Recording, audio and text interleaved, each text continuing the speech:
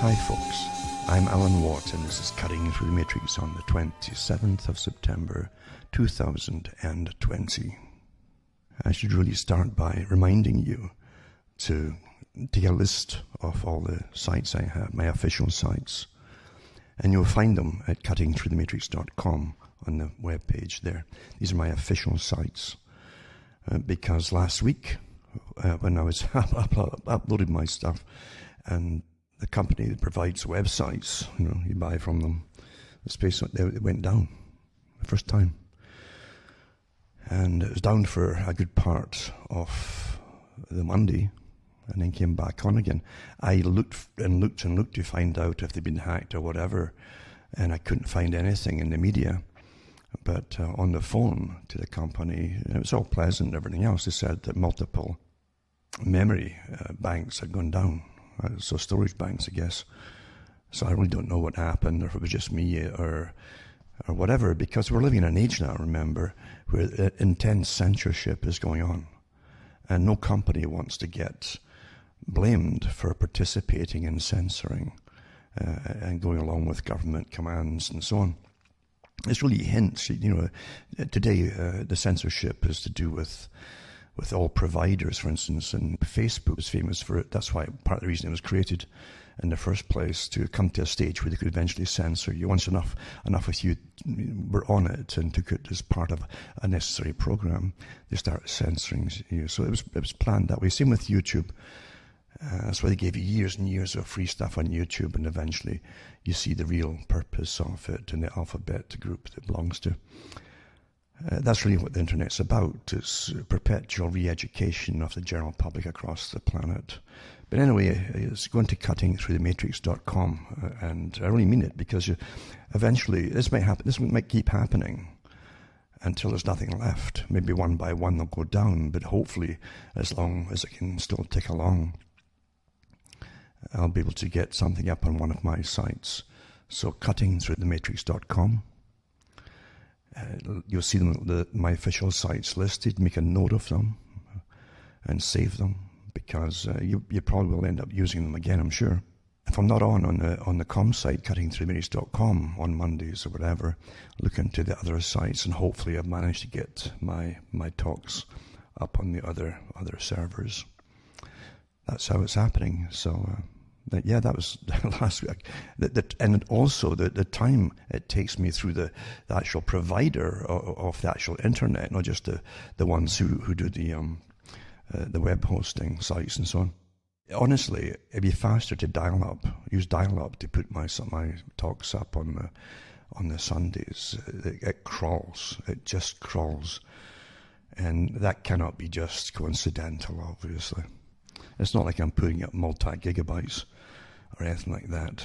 So, but that's, the games that go on are always perpetual, and it will get worse as we go through the different stages of lockdown, and along with the lockdown, censorship, because they've increasing 5 stages of censorship as we go up into the supposed COVID crisis idea, according to Event 201. And they've got them all color-coded again with all the stuff you learned in old Star Trek movies, starting at yellow alert and all that, all the way up. So we're going to cuttingthroughthematrix.com. By the way, when you're there, remember, throw a few bucks my way. You'll see how to do it. PayPal's fine, cash is fine, check's okay. MoneyGram can be used as well. And helps me tick along, as I say, and keep my sites. Because it costs money. All this costs money. And it's not like I'm selling anything like T-shirts or mugs or politics. I'm just telling you how the world really is. And maybe from understanding it, you'll be able to understand how you can help yourself and save yourself, or even your friends and families, and so on. Because we're going through an incredible war. This is only part of a very, very long-term war. And you've been living in a good part of it since you were born. So were your parents. Long-term agendas. But right now they're stepping it up with all the cons out there. And yeah, the very few. You understand, even with the political schemes and so on that go on, I'm very skeptical. I think many of them are really just playing their parts as actors, because the overall agenda, the strategy and the dialectic is to get the synthesis out of the two, the thesis and its counter and antithesis, the two sides or whatever, of every side of every story, two sides, and then the resulting synthesis from the arguments or fighting and what goes on. And then it starts all over again using the synthesis is the new thesis, you see. And that's Trotskyism as well. That's Marxism and Trotskyism, for those who don't understand it. And it works very, very well for those who control it all, because you're in a game, a big, massive game on the general public of the planet. And before we've seen it, we've seen decades of, especially in the US, same in Britain too, really, where you can't tell the difference really between the parties when they're in, because they're all being vetted by the same authorities to get in the first place, all the leaders. And they're all members of the Council on Foreign Relations, or in Britain, they're all Royal Institute of International Affairs. Same in Australia and New Zealand, India as well. So you're living through a prefixed and preordained agenda, including elections. And when you vote for people to come in, a new party to come in, it's not because you really believe in them. You've just lost faith in the one you voted in the last time. As the same old has happened, and the same old wars continue or revamped. And the same funding goes into everything from the taxpayer to pay for all. And you never get anything out of these wars. Most folk can't figure out why you have them in the first place. They can't even give you half-decent lies from propaganda to justify the wars, because they're not for you, obviously. You have to pay for it all and supply the material and the bodies that come home in the body bags sometimes. So you're in a big, big agenda. So I don't fall for politics. And I don't believe either that you vote for the lesser of the two evils. If they're evil, they're evil, and you're not going to win. It's not going to benefit you anyway. So the lesser of the two evils. It's an old strategy that's used by those who really control everything to paint one really awful and the other one as pretty well bad. And you'll do this, and this, but at least you might get that out of it. That's how you fall for these things. And that's not what politics is supposedly about at all. And apart from that, you're run by massive, massive organizations, the tax-free, the tax-exempt foundations. Again, you have to go back into a lot of the origins of them, back into the 19th century as well, and even before that, because even under Weishaupt, by the way, in his day, he wasn't the first one to do it, but he talked about how they would take over the nations by a form of democracy, but really through think tanks, he says, and foundations, charitable. Who's going to complain about charity? Oh, it's for this, and you believe, oh, that's nice. You have no idea what's really going on. And you see the massive funding they collect, and it's tax-free. And these big foundations can invest across the world and still claim it's tax-free when they bring in billions of dollars a year. Well, how can any democracy function when certain people have armies within your country all funded by these certain peoples, all published, and it's all public too. You can't mention some of them because you're cut off immediately. It's forbidden, or verboten, as Newt Gingrich said, who was cut off in the middle of a talk on Fox News because he mentioned a name which you can't mention, even though it's all verified as factual, You can look it up, and you look up the society that he runs, and dishes out all this money to these different groups. And some of them are classed as terrorist groups across the world, color revolutions and so on. CIA, it's all one organization, obviously, running everything. And but the thing is, the big foundations really give a lot of information out. Many, many, years ago. I say as far back as Weishaupt, and then later. I think even in the 19th century, Gilbert and Sullivan, in one of their operas, their comic operas, had a song in it about the philanthropist, and a nosy busybody trying to get in and get money off everyone. And he knew everything about everybody too. It was also an incentive, almost like a little hint or a wink at blackmail if they didn't comply and donate cash to the causes that he planned. So this is an old idea. And when you find the people that they set up as the front people, and this is how it's really done. People are set up as fronts for companies and organizations. It might be real companies, massive companies that are set up, but you'll never get to the bottom of who really owns them. Even the CIA owns some huge, massive, real corporations, and so does obviously the groups behind London, the City of London as well, and behind MI6 and MI5. Because that's the real system you're living under. It's a very private system, owned by very old organizations, and they bring in some new ones as they go along, and some of them change their names like a chameleon as they go along too, to throw the folk off. If they get a bad name on something, they can apparently close down it, but they'll re-emerge under a different name, you see. And that's how it's really done. They give you the front people, the self-made people, the sudden whiz kids and things like that you all believe all this guff that they give you to believe in, to give a legitimacy to the lie of who they really are. But they're well paid for the rest of their lives too. They were taken care of, and they'll be the fronts for one big organization generally. But they really are. Just like Epstein. Epstein was a front man. Do you really believe it's just a horny guy, with a lot of money?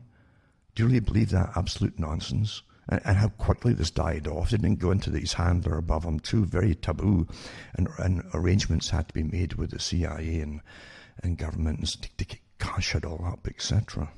That's what they do. They launch these people and they make them stars in a certain field, and they're really there for different purposes. And you'll find, as I say, that Facebook's an obvious one, and other ones before it too. And definitely, I can remember that the head of Google many years ago talking about working with GCHQ in Britain, for instance. Well, of course, it's because they're an arm of it, really, or they're a part of the intelligence system and intelligence, and they're part of the massive economic system, because lots of information came out years later, over the years actually, which was inevitable too of what they did to begin with, which was they're way ahead of investments. They get all the data of communications about investments, and they can actually sway investments that way too. Who's going to crash, who's going to rise, etc. It's just so corrupt, But you're supposed to believe in all as above board, and your governments are above board, and who can really believe that in this day and age? Does anybody really believe it? I mean, does anybody really think that people actually run their, like an individual, like Boris Johnson runs the country? Do you really believe that? Or even Donald Trump running the US? Do you really believe that one guy? The deep state isn't just the one, the swamp that they're draining. It's above and below and to the side of them. That's how the things really are. It's most of it's illusion, But the big foundations, I've mentioned it before, where at least the US did make an attempt in the 1950s, and actually earlier too, but in the 1950s, I think it was, they had Norman Dodds go round the foundations with a commission, the Rees Commission, to find out why these foundations in the US, the branches inside the US, like the Ford and they got the Carnegie and Rockefeller, etc., why they were funding what seemed to be the radical left that was wanting to tear America down. So here were the richest people at the top who began these foundations. Again, front people like the Rockefeller family, who meant, again, to take over all resources. It's still on the go yet, the same, or not just them, but the huge organization to which they were a part of. It's still on the go. Take all resources over and bring society into a workable size for function and purpose. And it hasn't stopped. It's still on the go today, just the same kind of thing. So anyway, again, you can look up Norman Dodd and his interviews on his surprise and shock when he talked to some of the heads of these philanthropic organizations And I think it was the Ford Foundation that wasn't run by Ford at that time either. It was afterwards. And that's how quickly they'd taken over by the same group, I think, that ran maybe the Rockefeller Foundation by then. But anyway, the head, whoever it was, I might be wrong in that last part, but I know that it was taken over eventually by a group that already ran other huge foundations. And the head of the Ford one told them, he says, our purpose, or part of our purpose, not the whole thing, right, was to change society and education so dramatically inside America and the West that they could eventually merge seamlessly and quite easily the system of the Soviet Union with that of the American kind of free capitalist type society. And by that I don't mean the capitalists at the top that run the whole money system. I'm talking about the people in the middle classes and who ran the economies and were the managers of economies and businesses and factories and all that. So merge it seamlessly, but primarily through changing education. Well, look at it today, you know, if you haven't figured it out, it's still on the go. It wasn't banned because he mentioned it, and they didn't destroy the foundations. They continued as they'd done, but there were, some of them were more honest in what they were up to. And it was known then, it was so evident then, they were funding what appeared to be communist organizations. Well, in the 1960s, you had people, we'll say communist, but they were blowing up places across America, mainly in New York and Washington, D.C., and you had the Weather Underground and different front names. Again, they're all names, aren't they? But, and again, I got one of the women who are now in charge, is in charge of the money coming in by, again, a person we can't mention, to fund BLM, which is, their own leaders mentioned as communists, or they're Marxists, trained Marxists, and so on. So, nothing was done the previous time, as I've said. Norman Dodd talked about it, and then the old video is still out there if you want to look it up on YouTube or somewhere. And it's worth going through and listening to, because it's easy enough to speak about things of the past, but at least you have some visual representation of the people involved, or even an audio, then it really adds credence to it, you see. And a lot of these things now are disappearing rather. In fact, in real time, a lot of things are disappearing. You've probably been, those who are really into investigative work will notice that when you're on a certain, and a lot of this stuff you can't publish, you find. It's not safe. It really isn't safe. In this day and age, in this world, it's not safe. Accidents happen all the time. The pros don't go into the streets and kill folk. The pros, the real pros, make accidents happen all the time, or sudden illnesses. And I always remember James Goldsmith in Britain, who was a robber baron. You know, he was one of the robber barons during that phase where they were plundering businesses by going in the back door and buying up shares in family businesses, and then destroying the businesses from within by selling off lots of the assets, stripping it, making it more efficient. But they sold off all the people and laid off or fired the guys who really helped keep it going, the older folk, you see, that kept it going. They knew all the ins and ropes and how things worked and so on.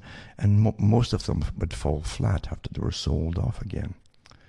But he was one of them. He was a corporate raider at the time, and he belonged to some of the big clubs in London that you'd find aristocrats often would almost sell their whole fortune off or give it away in gambling debts and so on.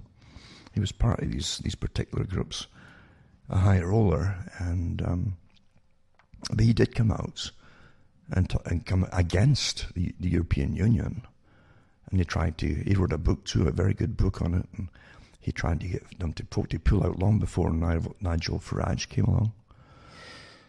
And he came over to the States, and he explained in really good, eloquent detail why they shouldn't go into this free trade deal with America, the US, and Canada, and the one that they were setting up at the time with China, because he says, I'll strip you of all your work. There'll be no work for anybody left at home, which is true. And your economies will eventually plummet, you know. And that's exactly where we are with service economies, you see. But it didn't matter. There was a video up there him too, and an audio where he talked to the Senate, the U.S. Senate. It was awfully good, really well done.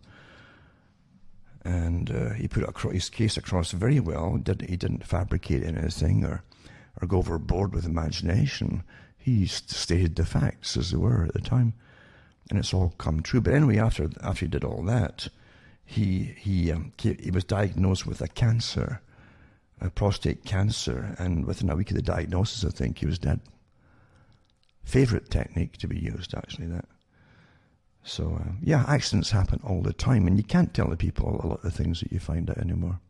I can remember back in the 90s, where there were people in Australia, again, organizations, private organizations, some of them were religious, and folk immediately switch, oh, that's terrible. Well, good for you, turn a blind eye, because in the business of knowledge, you can look at everything. And you'll find that the people who were really acutely aware of what was happening in the US and elsewhere were religious organizations, because they had a reason to at least look and watch and dissect and try to put things together as to why things were happening. Most of the public, and most ages, throughout the 20th century, for instance, apart from the wars and so on, most of them really were fed nonsense by the television, both in the news and in entertainment. That's how they were just lullabied into sleep, into oblivion, and kept rather docile, but definitely kept ignorant of the big pictures, no doubt about it. Even the better documentaries and the better investigations that were like Mike Wallace talks, where he'd ask direct questions, they gave you fake ones later on, with the ones like Brokaw, Tom Brokaw and so on. They came out later. But Brokaw and other ones in the 60-minute teams were watered down, almost like a Wallace interview, but not quite the same at all. So you'd have the immediately were the hard-nosed journalists when they find out, but really the topics they picked were really trivial when you look back at it today and where they were going with it. Rather than look at the big pictures, the big organizations were altering culture purposely and so on, like the early Wallace ones were doing. But in Australia, the religious organizations, some of them had worked, some of the people had worked with intelligence communities, and they had tremendous information on even Peter Trudeau of Canada. In his background, it came out verified as well. And some of them too were top journalists. One of them actually said that about the coming national ID system due to some national emergency that arises before 9/11, remember, before COVID, and before the whole idea of pushing a national ID for everybody, or international even. And he said that some big buildings have been built across Australia in the big cities, on the outskirts generally, but they were actually owned by the post office. But you didn't go in there to post letters, and it wasn't a sorting office. But these places were actually to do with information gathering about the individuals, and also they would be used eventually for national IDs. Well, it was supercomputer systems that were setting up at the time. Canada did the same thing with super Cray computers, huge buildings to cool these huge computers. Now, I think Canada was buying about 3 or 4, maybe up to 5 of them. One of them could run all of the Americas, a supercomputer. So it's never been explained why you hadn't needed all these ones. And Australia was doing the same kind of thing. And the journalist in Australia, a well-known one, said that. It says, I get occasional envelope dropped off, brown paper envelope dropped off on my doorstep. So that's how things generally happen, or generally used to happen. Today, I think there's been more informers, because the ones who are watched the most are those who have most to tell you in government or agencies and so on. That's why they're paid so much. That generally buys their silence. And they're quite happy with that arrangement, rather than doing the decent thing and tell the general public whom they pretend to serve. But you don't live in a nice, wonderful system. You live in a system purposely designed to keep you ignorant keep you fearful now, of course, that's part of it too. When you're fearful, you can't think straight, you can't make logical decisions. You'll panic in the panic stage, and the overkill and the overdrive, psychic driving, repetition every day in the news with Fauci and the rest of them has been, really, these characters should all be up on charges as crimes against humanity. Those who crashed economies planned it all in advance, obviously. This is a fact, they planned it all in advance. Well, you think you didn't know what would happen if you closed down all industry and all economy? Well, you eventually have... who benefits here? Well, the ones who control it all benefit. The World Bank benefits. Huh? Where do you think all the supposed money is coming from? It's all fake. It's all run by a gang of crooks. But who can just make it up and put it into a computer, so many, whatever number they want. Who's checking them? Nobody's checking them. And your government thank goodness we're getting so many billion this week off so-and-so. And but they pay it back, mind you, off taxes. Well, you're bought and paid for. You're slaves, folks. This is part of it. You're not going to get out of this. And then keep this money racket going again forever. Well, you haven't paid off the debt yet. You're still paying off the debt, I think, in some countries for World War I and II. They haven't been quite finished. How can you see, with compound interest, you can never pay it off. That's why it's designed that way. And as you're paying it off, all these debts, they give you another crisis, then you borrow again. And that's added to the debt, never-ending debt. So yeah, the characters who planned all this, and who are still in the planning phase of all, because it's developing all the time, or they're catching on to this, but how can we, or step up the testing and say there's thousands and millions of new cases across the planet.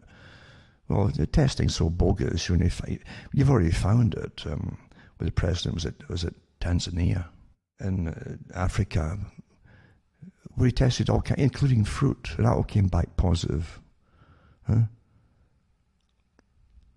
By the World Health Organization lab that did the testing in his country. He kicked them all out, thank goodness. But crimes against humanity, planned for something really where the perpetrators, their names come up in the vaccine companies involved with them.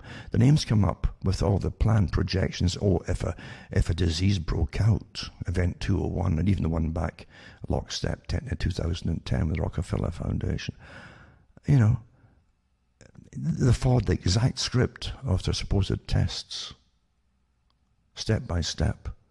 And then you have the World Economic Forum, to which these giants all belong to, talking about the global reset of a whole new way of living or existing, and bringing in all the sustainability agendas that they couldn't get the public to accept through the climate change agreements. Well, here it all is. There's nothing to guess at here. There's nothing to guess at. And you'll find at the top of the medical industry, the vaccine industry, the pharma industry, with those who coordinate with governmental authorities, you'll always find what? Eugenics. Eugenics is an old field of not just improvement of certain species or types, and selective groups, but it's also to do with the eradication of other groups, folks. Well, how do you eradicate other groups? How do you do it? Well, you help them. You help them, is what you do. We're here to help you. Again, these foundations and charitable organizations. I would even go into all the lawsuits against the foundations of Bill Gates, and the Bill and Melinda Gates Foundation, with all their vaccines and strains of polio that's been created by them and spread with their help. When they're helping people, it's all up there. I might put some more links up again. I get fed up doing it. And lots of other groups have put up their links as well. It's overwhelming evidence. Never mind the fact that he's already said on camera that maybe 700,000 people across the world will die of the side effects of a vaccine. But that was okay with him, this strange character, who's not even, he doesn't even have a first aid certificate, this guy. He's just a front rich man, a front man. And he belongs to the nickname was the Lucky Gene Club, where they talked about the need to bring down the population across the world. It has a different name, of course, in the optimum population group and so on, yada, yada, yada, whatever they call it today. But I did a talks on it years ago when they had a meeting. They have meetings about Oprah Winfrey was a member too, and other ones as well. And they discussed the problems across the world. Well, there's too many. This is an old idea. You got to understand, these characters don't think like you. You turn your head so nobody would do what or I wouldn't do that, so they wouldn't do. That's how you think. That's how you think, yeah. That's how they can do these things, and they actually do these things because you refuse to believe it, even when it's happening at times. Look at the latest tests that have come out here in the States.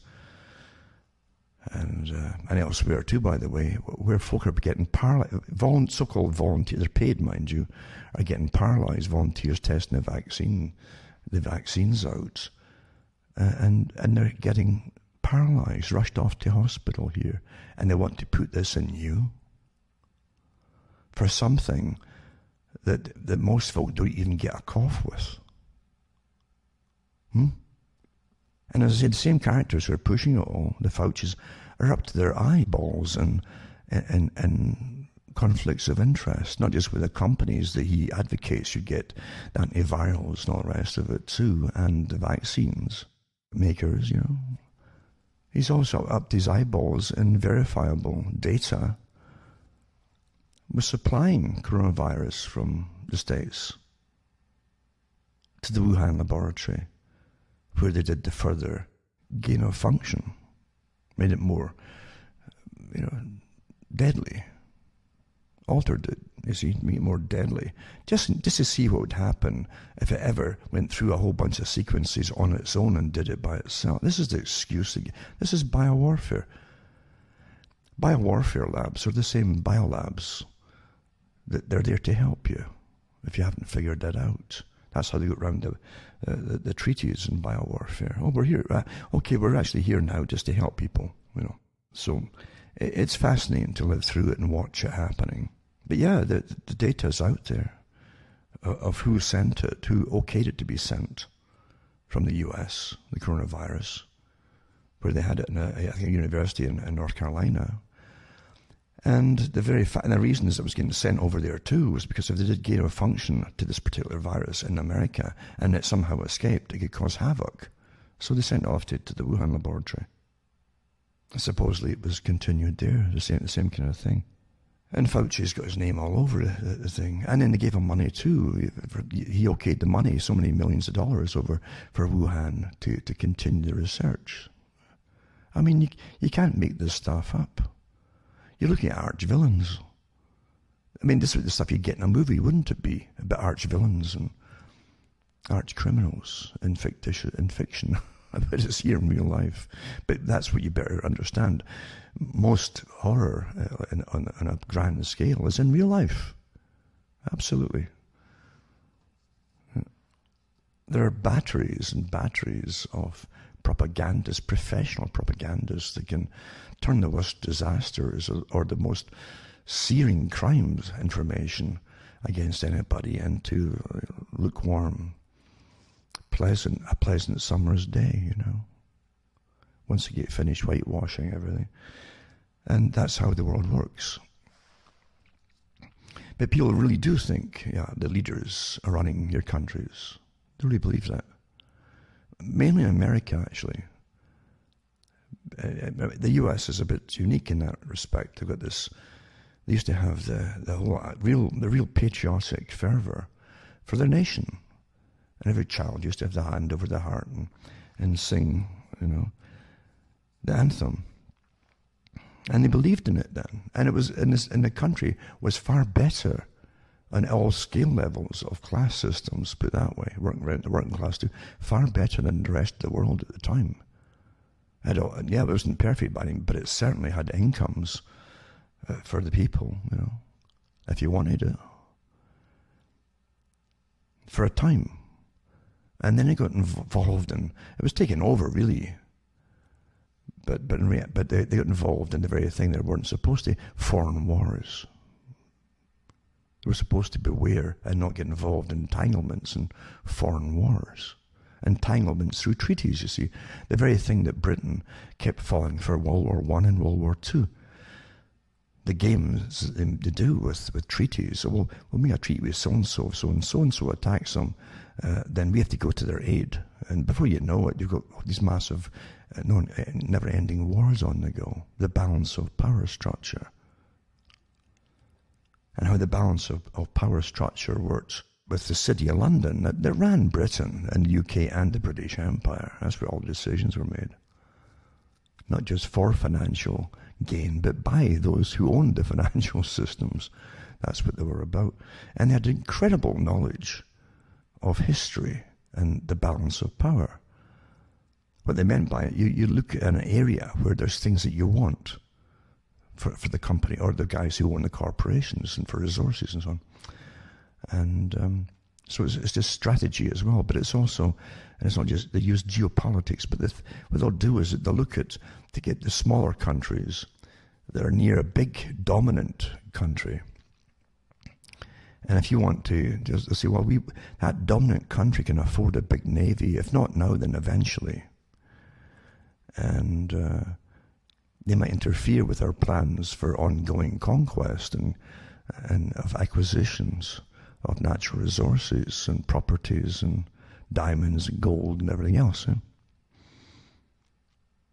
And so what you do is you then start funding the small nations around them and say, well, they're victimized by the big one, you see. And you get them eventually to have their skirmishes, then you finance them more with little caveats and all the money you're giving them. And then you arm them and you get wars going. And you may go to their assistance if they can't manage it themselves. But if they can manage it regardless, they knock down the big one, you see. So now that potential future enemy is gone before it starts. Then you can get into all the land that he was going to control, or did already, or even his own land. And also, but then you've got the two little countries that you'd propped up to fight the biggie. So then what you do then, you take the smaller one of the two, and you finance them. And then the human rights is awful in the bigger one there. Terrible. And so the propaganda's churned out again. And before you know it, you're funding the small one to fight the big one. That's how you do it. And this goes on and on forever, like centuries at times. Perpetual conquest. And you always do, look at what they do in that country with their laws and so on. That's terrible. We don't do that anymore. And so you go over there and kill them all, okay, because and people fall for this basic simplistic propaganda. Yeah? It's astonishing. When the PNAC group were running the U.S. openly under the Bush Jr. administration after 9/11, before and after, the propaganda they churned out was just astonishingly simple for at different levels, but mainly aimed at the general population. And it was rather sad to be aimed at the general population. I can remember the head of one of the educational departments in the States, and who was in politics at the time in the States, said years ago that the average reading capability of the average American at the time was something like a grade 5 or 6 level. So all news had to be written to get to that level of education. No higher. And no superfluous detail or intricacy of detail, because the people could switch off, they couldn't comprehend it. That's what they said. I read the articles years ago on a radio show, live at the time. But nothing's changed, but the propaganda is the same. And so when they wanted to go into Iraq, that had nothing to do with 9/11, by the way. Again, that didn't matter either at the time. Then, because it was on the list before 9/11 even happened. But anyway, the famous PNAC list. But anyway, some of the propaganda that came out at the time, they make their women wear burqas. So that's okay. That's a reason to go and kill people, like about a million people, because do you understand? They're trying to cater to every radicalized group in your own country. They're hypersensitive to anything on their hyper-sensitized group to get them on board with it too. So aim at radicalized feminism, the radical groups. Well, yeah, let's go and kill them. They make their lives weird. So let's kill them all. That'll solve it. Isn't that a good solution? Eh? Let's kill them all. Well, unfortunately, the cluster bombs aren't really particular on who they're killing. Men, women, or children. Burkers or not. But facts don't matter when it comes to basic propaganda. And it is basic. It's never truthful about the real reasons for anything. That's the sad tragedy of it all too.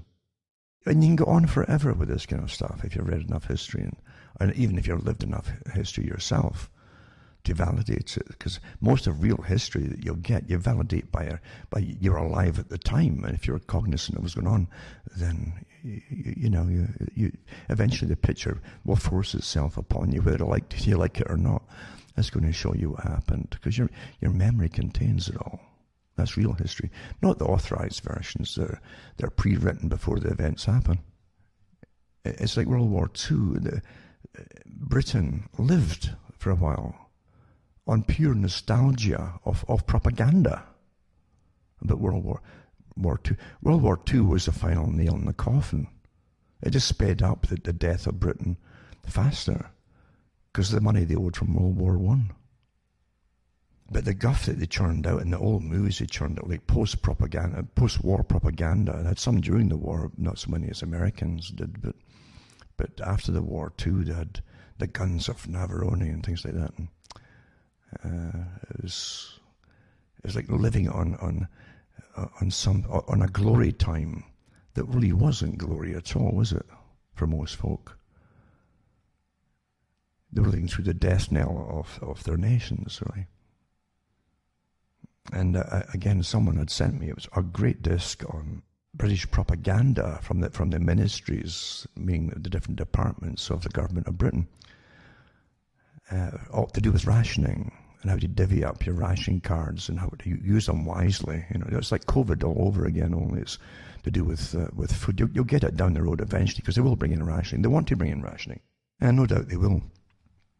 But they showed you the women going into the stores and the butcher shops and getting a little slice of this, a slice of corned beef. That was a week's rations, I think, one person, and you get so many eggs a week. That was it for protein, and but protein was hard to get of any kind at all because of the war, as you said, and how they trained the public that there's no options. I mean, them all pulled together. And really all kinds of illnesses you hadn't seen since the 19th century and the 18th century all broke out again because the health started going down the tubes. They kept it so quiet from the general population. It wasn't just rickets, but they had rickets in children.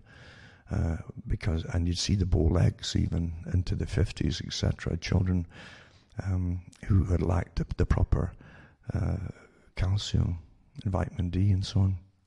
But you also had all kinds of other illnesses that broke out of the lack of proper nourishment, food and vitamins and minerals. That's part of the price they paid for it. The elite never had a problem like that at all during it all, because had their own suppliers of the black market that could supply anything that they needed, so there's no shortage for them. But even, as I say, the propaganda they were living on after the World War II, right up into the 60s and 70s at times, is rather sad. And it's so true. When any nation resurrects a past and puts the nostalgic touch to it, there's different reasons for it. Part of the reason the public like it is because the time you're living in now is even worse. Or you lack more moral values today, so it's not so, if you don't feel quite so safe in your own neighbourhoods and so on, even in the UK. Things like that. But a nostalgia for a time that had the impression of everything being secure, even if it wasn't really, And it's the same with the wars. We look back at we did that back then. No, Britain was Britain. The war did not start the way it was said to start in the authorized versions that came out. We know that now. A lot of us admitted to, because you can't keep it all dead quiet. But Britain was the first to bomb Germany to get retaliatory air raids going. For those who don't know it. It's astonishing what the folk really don't know. And it's hard for people when you're brought up with the propaganda and you know all your relatives have been involved in something like that, and maybe your uncles or even your parents at times, and even the ones that weren't old enough to fight, you'd hear their stories of rationing and how they all pulled together for the common good and all that kind of stuff you're hearing about the COVID standard. We're on it together stuff. It's sad when information starts to come out to realize that, no, you'd all been let down. You'd all been let down and used for other purposes. They had literally the embryonic agreements set up before World War II, and during World War II they're working on it for a post-World War II European Union. Meanwhile, they're telling the people to go off and fight Nazism in order to save your culture and your way of life, which was decimated after World War II. You're used and used and used. And it's an awful thing for people. They have a breakdown. It's like a death of someone. You have a breakdown. You go into utter despair initially. Then anger when it starts to dawn on you when someone's died. Why did you leave me now, for goodness sake? That kind of thing. You go through all these different phases. It's the same thing. You go through a death of a sort when you realize that there's no such thing as democracy. And the things you stood up for, even fought and maybe other people died for, were wrong. You were used. And I've got to say this, that there are many examples of the psychopaths giving you, because psychopaths can be awfully honest at times, because they're by nature arrogant, you see. And sometimes they'd like to even boast about what they've done and how clever they were in doing it. But you'll find that Kissinger did say, and the quotes are there,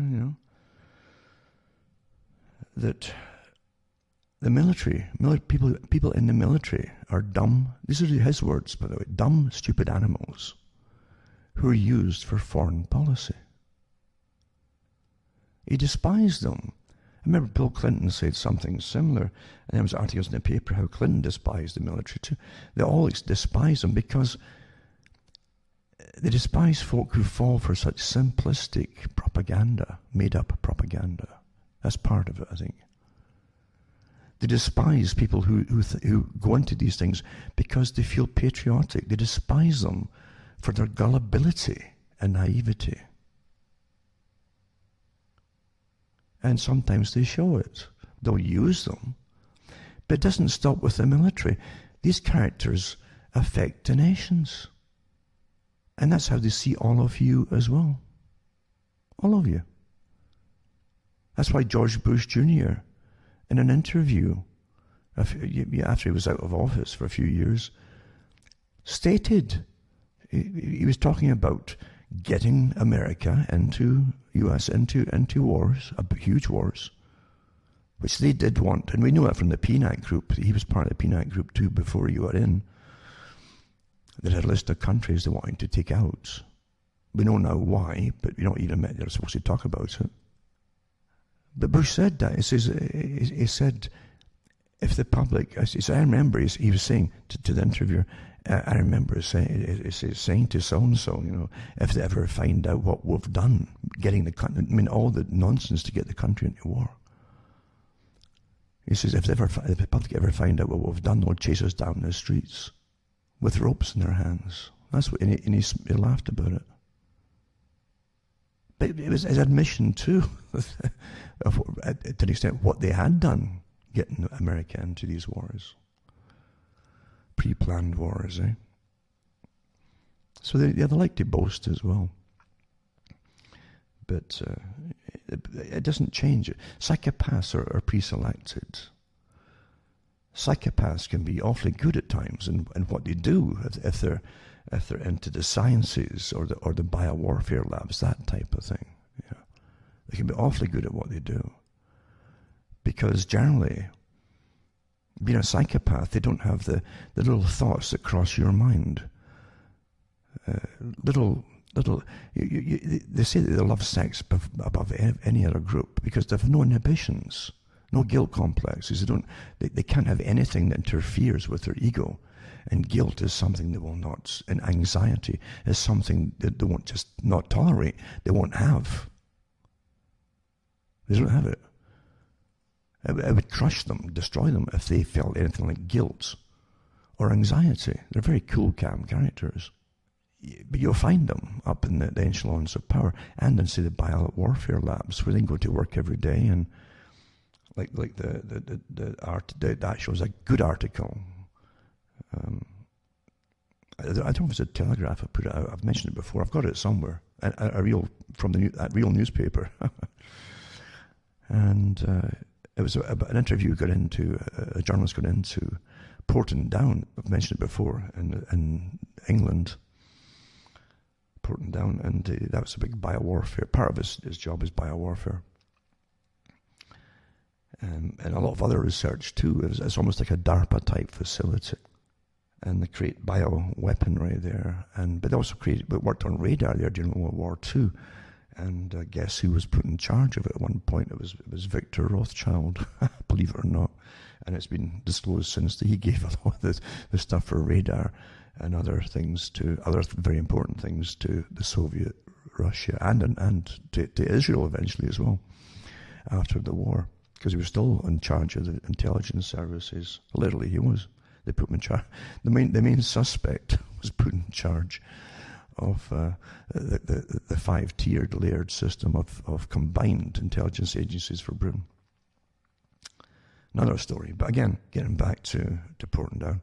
But they have a biolab there, and this journalist got in to listen and talk to the scientists, and he joined them at their coffee before they started work, where they're casually talking about, doing their gardening in the mornings, and things like that, and tending the roses, etc. Things that you would say, these are nice people, and maybe even kissing their wives goodbye or their children, and then they talk about what they're working, not in great detail and classified material, but how they're working. He says one of them says, we've got all these ethnic specific viruses, and this is back in what was the 80s, maybe the 1980s. But he says we've got viruses so well designed they can go rampage through a country. You can program for any age group, by the way, to specifically just to attack any particular age group. But he also said they can go rampage themselves through a country in a week or 2 weeks, and then just die off quickly. They're pre-programmed in a sense. They multiply so many times. It's just astonishing what they've done with them all. But is it really astonishing when you see the countless money, unlimited money that these organizations, these defense agencies get? But they talk calmly about it, as though they were talking about making the best way to package margarine. That's how casually it was. There was nothing. You wouldn't. The shock comes when you realize you're meeting people who are intelligent people, talking about the death industry. That there's no other reason for it. It's a massive death industry of silent weaponry. Every country's got their own labs and this kind of thing.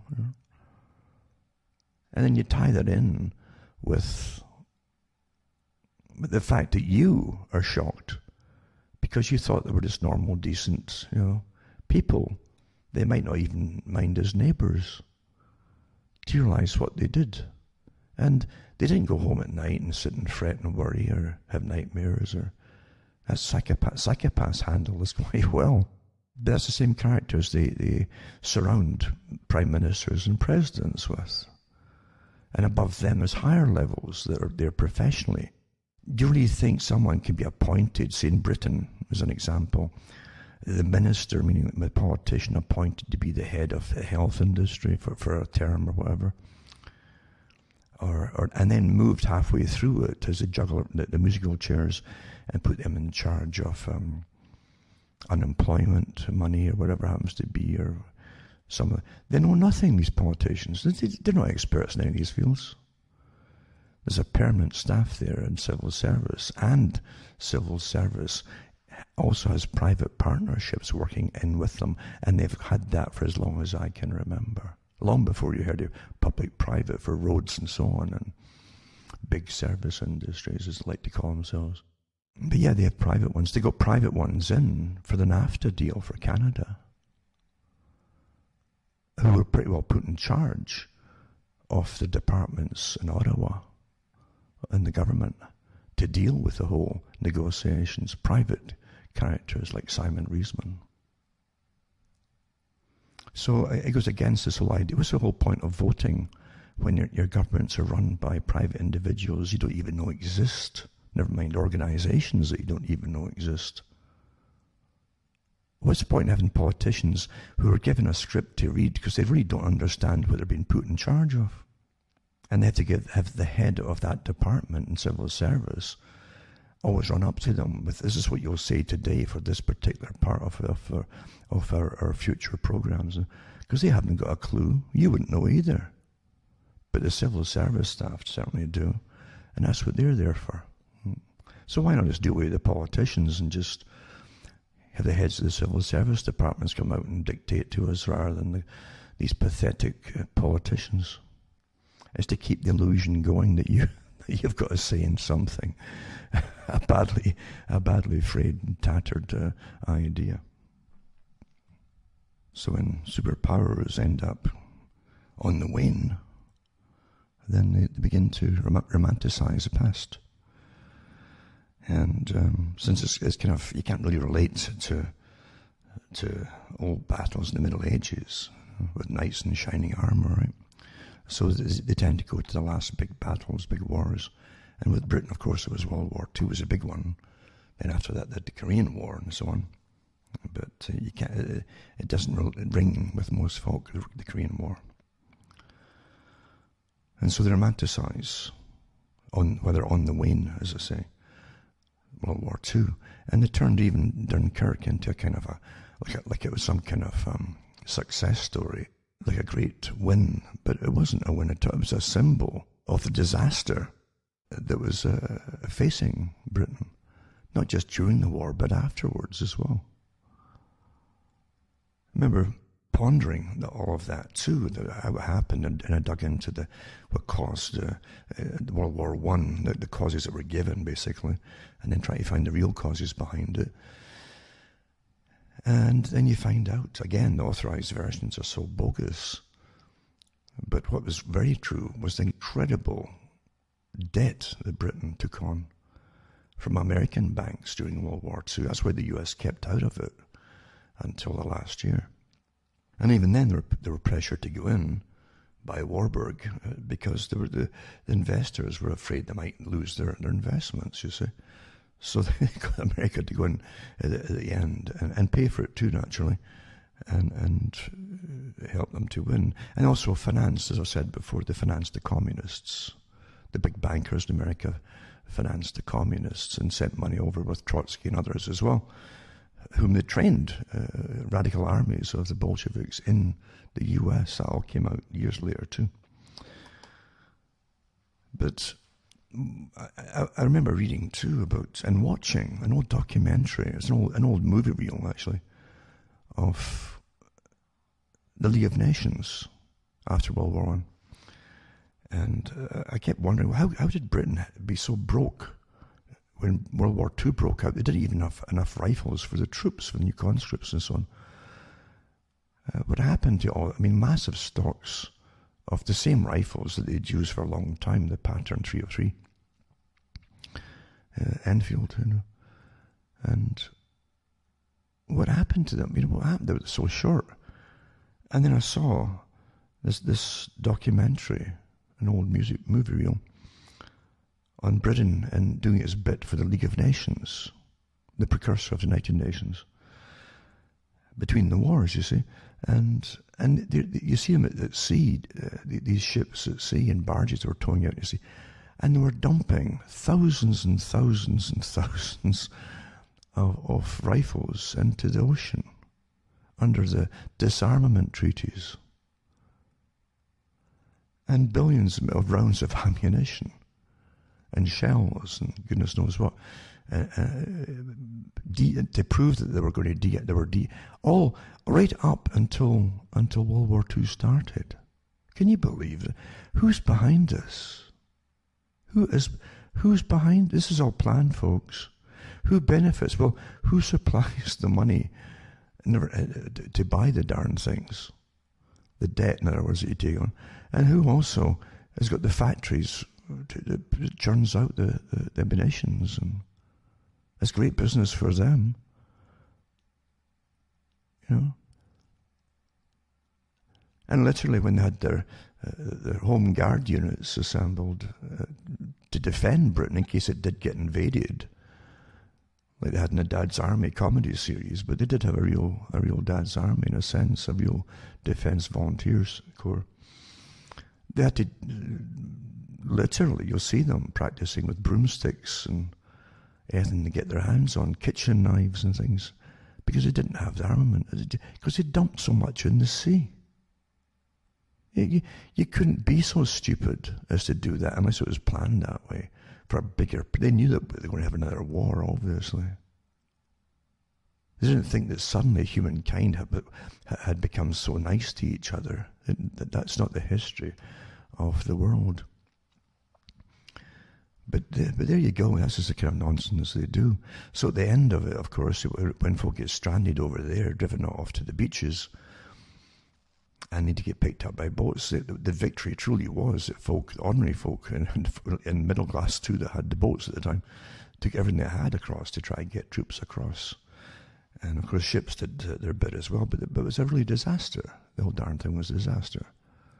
And badly planned, badly organised, massively under-equipped, but they still make a victory out of it, really. A victory. You've got to look at reality at times, and it's like the Dieppe raid. You know, Dieppe was a big catastrophe mainly for Canada. A raid on the coast of France, almost like a fishing expedition to see how well the defences would be with the Germans on the coast of France. And they picked Canada, and it was Winston Churchill's. He gave the task to someone who wanted to be in the war, and that was Earl Mountbatten, Lord Mountbatten, who literally was it was beyond a catastrophe. It was murder. All the reports came in through reconnaissance and aerial that the place was so well fortified that they got wind of what was going to happen, and so the Germans had fortified the defences. And even though all this came out, it seems we better call it off. It's not going to. They sent it ahead anyway, and they got slaughtered. Terrible. These are your geniuses that run you. Well, no. But what I'm getting at is, there's always bigger plans, and the characters who play with you play with toy soldiers the same way as well, like Mountbatten did, and so did Churchill. By the way, they had these big battlefield sets for their homes, the big mansions they lived in, and that's what they played with. So it really wasn't that different from putting real bodies in there. They had the same indifference, I really think, being psychopathic, those types. That's my opinion, you know. But regardless, you see the setups to the wars, and during the war too, you have Winston Churchill giving talks about this could help get a united Europe, or dream. Whose dream? Who's our? Who are we? Who's he talking about? When they make these references, you got to understand they're not referring to what you think it is, like somehow it's you as someone in Britain, your idea, you're all collectively part of it. No, they have a different agenda. It's like Spike Milligan was a comedian who some folk thought was funny, some didn't, but the reality, he did have mental illness, he did perhaps a bit of manic depression, and definitely the depressive phase came across. But he could be funny at times too, and he had a breakdown, I think, during World War II in the artillery. But he did mention that he first felt it coming on when he hit one of the beaches. He says, when they opened up with their heavy artillery, he was in the artillery himself, but he says when they opened up their artillery, he says, and all you can do is lie there and bite into the ground and just hope you don't get blown to pieces. Then your mind thinks how indifferent this whole thing is. It's not a person. It's completely indifferent who gets slaughtered. Yeah? Because as I say, I've said so many times, we all live in little bubbles, and you can't imagine your little bubble just getting wiped out by some bigger influence than yourself. Eh? When you're young, especially. But he also came out with a good quip, and he said, again, the we thing, when suddenly you're collectively we, he says, I remember when Chamberlain came back, he says, and he gave his speech on the radio that we are now at war with Germany. He says, I like the we part. He says, I wasn't consulted. And that's how it's done, isn't it? Of course you're not consulted. But you pay for it all in one way or another, maybe your life too. Big agendas, big global agendas. And we know that the biggest internationalists for globalization, for owning the world, by the way, were based in England, in London. Yeah? The big organizations that gave you and brought the British Empire into being. Private clubs, basically, massive organizations, but very private. And that's the group, of course, that Quigley talked about. For the British branch, the headquarters, and the secondary branch that came off for America, CFR. And that's how the world's run. It has never changed. These big foundations and organizations don't just give up and say, well, we've completed our task, that's it, over. They continue down through generations. Generations. Any competition, this is something to look at too, I've noticed, any competition to the big foundations. Now, the foundations, as I say, just like communism with all its foundations, back under different names of communism, Marxism, Trotskyism, blah, blah, blah, Society for blah, blah, blah, all these different names that they have for the same huge umbrella organization, are so well funded that they have full-time employees, hundreds, sometimes thousands in some of them, at the top, like a massive bureaucracy, who hire and get trained and work their lives and retire with pensions, and by that time there's others taking over, just like any big business. But unlike business, some businesses can go under. These big foundations don't, you see. They've got unlimited investments at the same time, even though they're tax-free foundations, unlimited. You get taxed on nothing, you see. They can't lose. But they can set up their goals or their manifestos and have all the different things they want to achieve and work for a century or two to achieve it all and add to it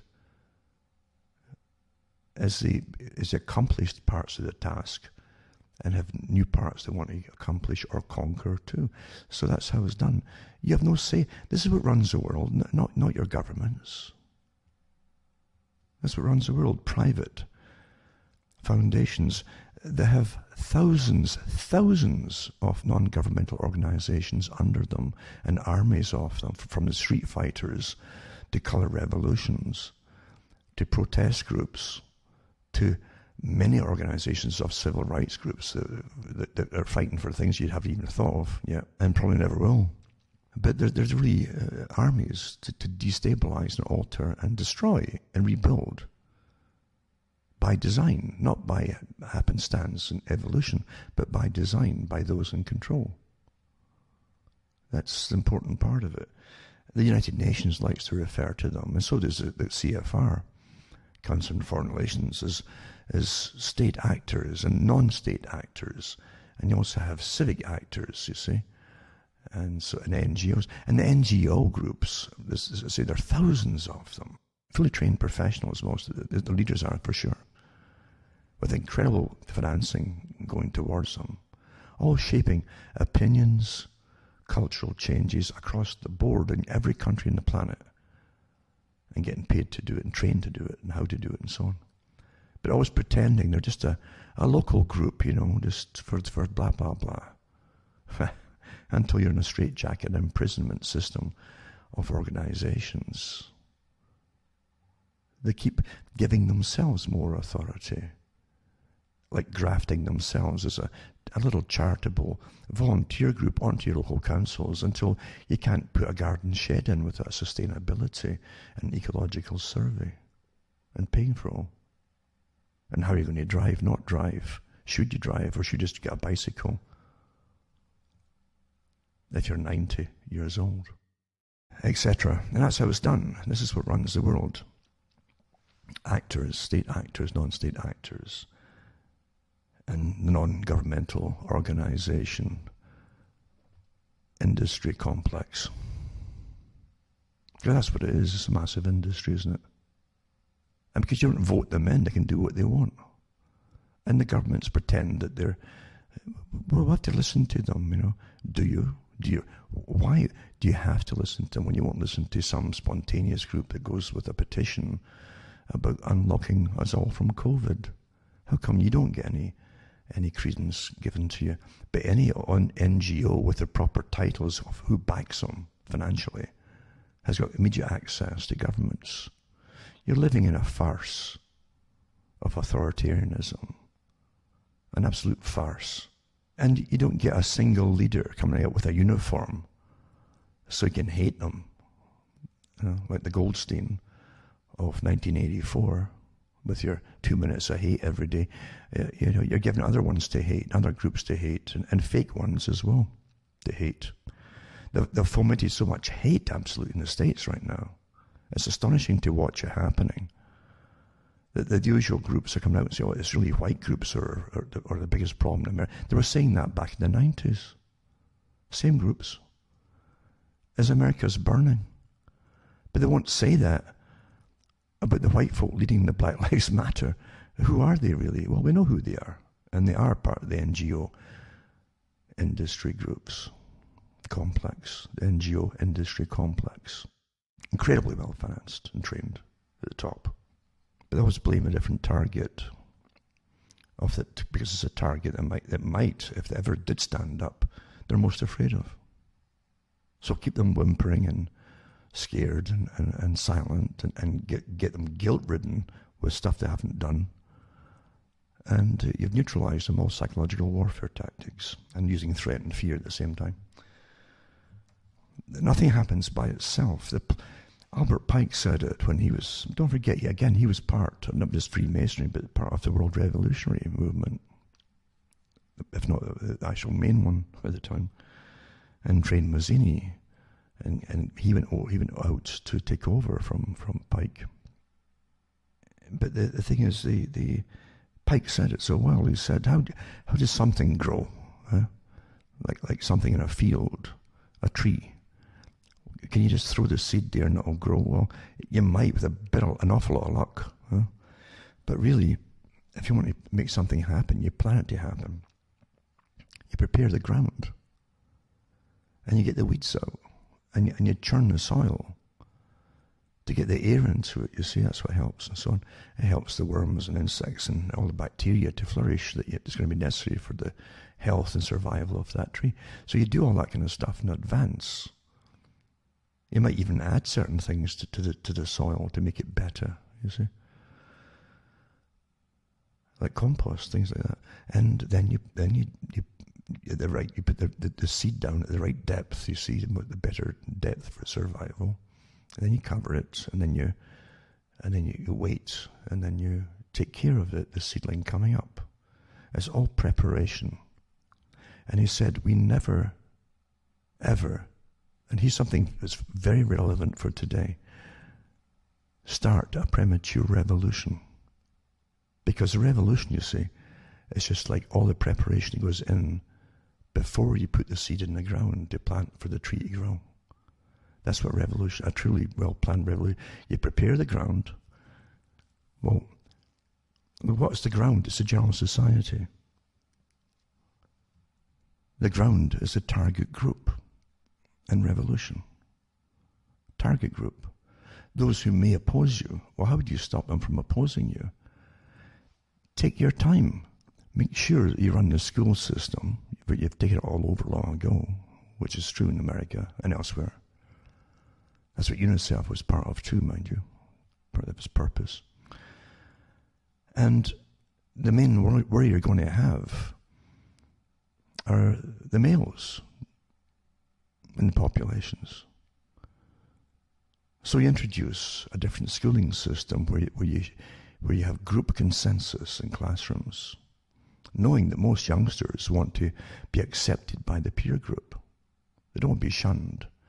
But you can bring in a system whereby if they don't agree with the final diagnosis, say I call it diagnosing a symptom of whatever happens to be the topic is, you diagnose where they're going, they want you to take you to the conclusion of it all. It's like a diagnosis in a sense.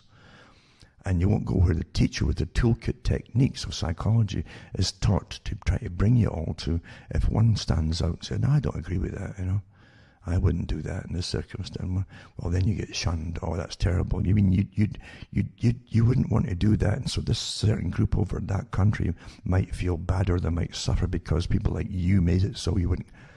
You see how they get shamed, yeah? Consequences and shame, things have not even happened. And also, so the guys, it's generally guys with leadership qualities and abilities that will speak out. They think things through, a bit more clearly. So wait a minute here, if we all do this, we'll all end up being wimps, and that's exactly what the whole thing is about. Because they bring in afterwards zero tolerance. If you get struck at school, don't fight back. It's a crime to fight back. And you wait years of this indoctrination, and maybe 10 to 20 years later, you start a real revolution inside the country. And most folk, what you call decent folk, right? The ones their indoctrination has worked on them, won't stop a new group being riled up and raised differently to hate the group that's now adults. You understand, it's really nice tactics for those into warfare games, etc., obviously. But it works awfully well, and it's not genius, really. It's been done before, down through time. But yeah, you raise up the group once you've neutered the previous generation, then, and whoever children grew up in 10, 15, 20 years, you make sure that you've radicalized them to hate. Oh, they've destroyed the planet. They're terrible, and all different kind of things are added into it, gender differences, things like that. And you stir the pot up and you radicalize them through it. Intensive indoctrination.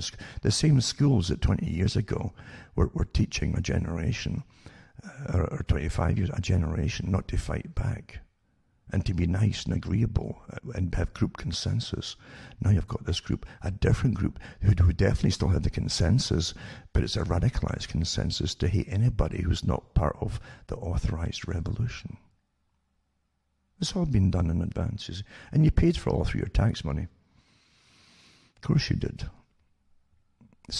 I'm not only the people at the top all know this because they're part of it all, and that's how it's done, and that's why you're watching these farces in the cities of mobs being led, guided, financed, incredibly well financed at the top. And the people leading these revolutionary movements, they'll come out as millionaires, some of them, some of the leaders on the streets I'm talking about. The ones who are really well trained, and you see them bust from town to town, city to city, and state to state, a lot of them, right? They're well trained for what they're doing. They're there to get the danger pay of combat troops, really. But they'll get more than that too, because if they're good spokespeople, they'll know how to keep their group in line and to radicalize them further, and to keep quiet what their real functions and the real goals and objectives are.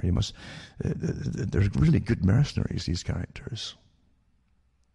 And with unlimited financing, like all all these operations, most of the money goes into the pockets and is not even accounted for. So I really mean it. Some of them know darn well they'll come out as millionaires. Some of them did. They worked over in the Middle East as mercenaries for their own governments. So anyway, we're living through amazing times and amazing systems, and it works because the ground was prepared, and general society was taught to feel bad about things which had nothing to do with. You think about it too.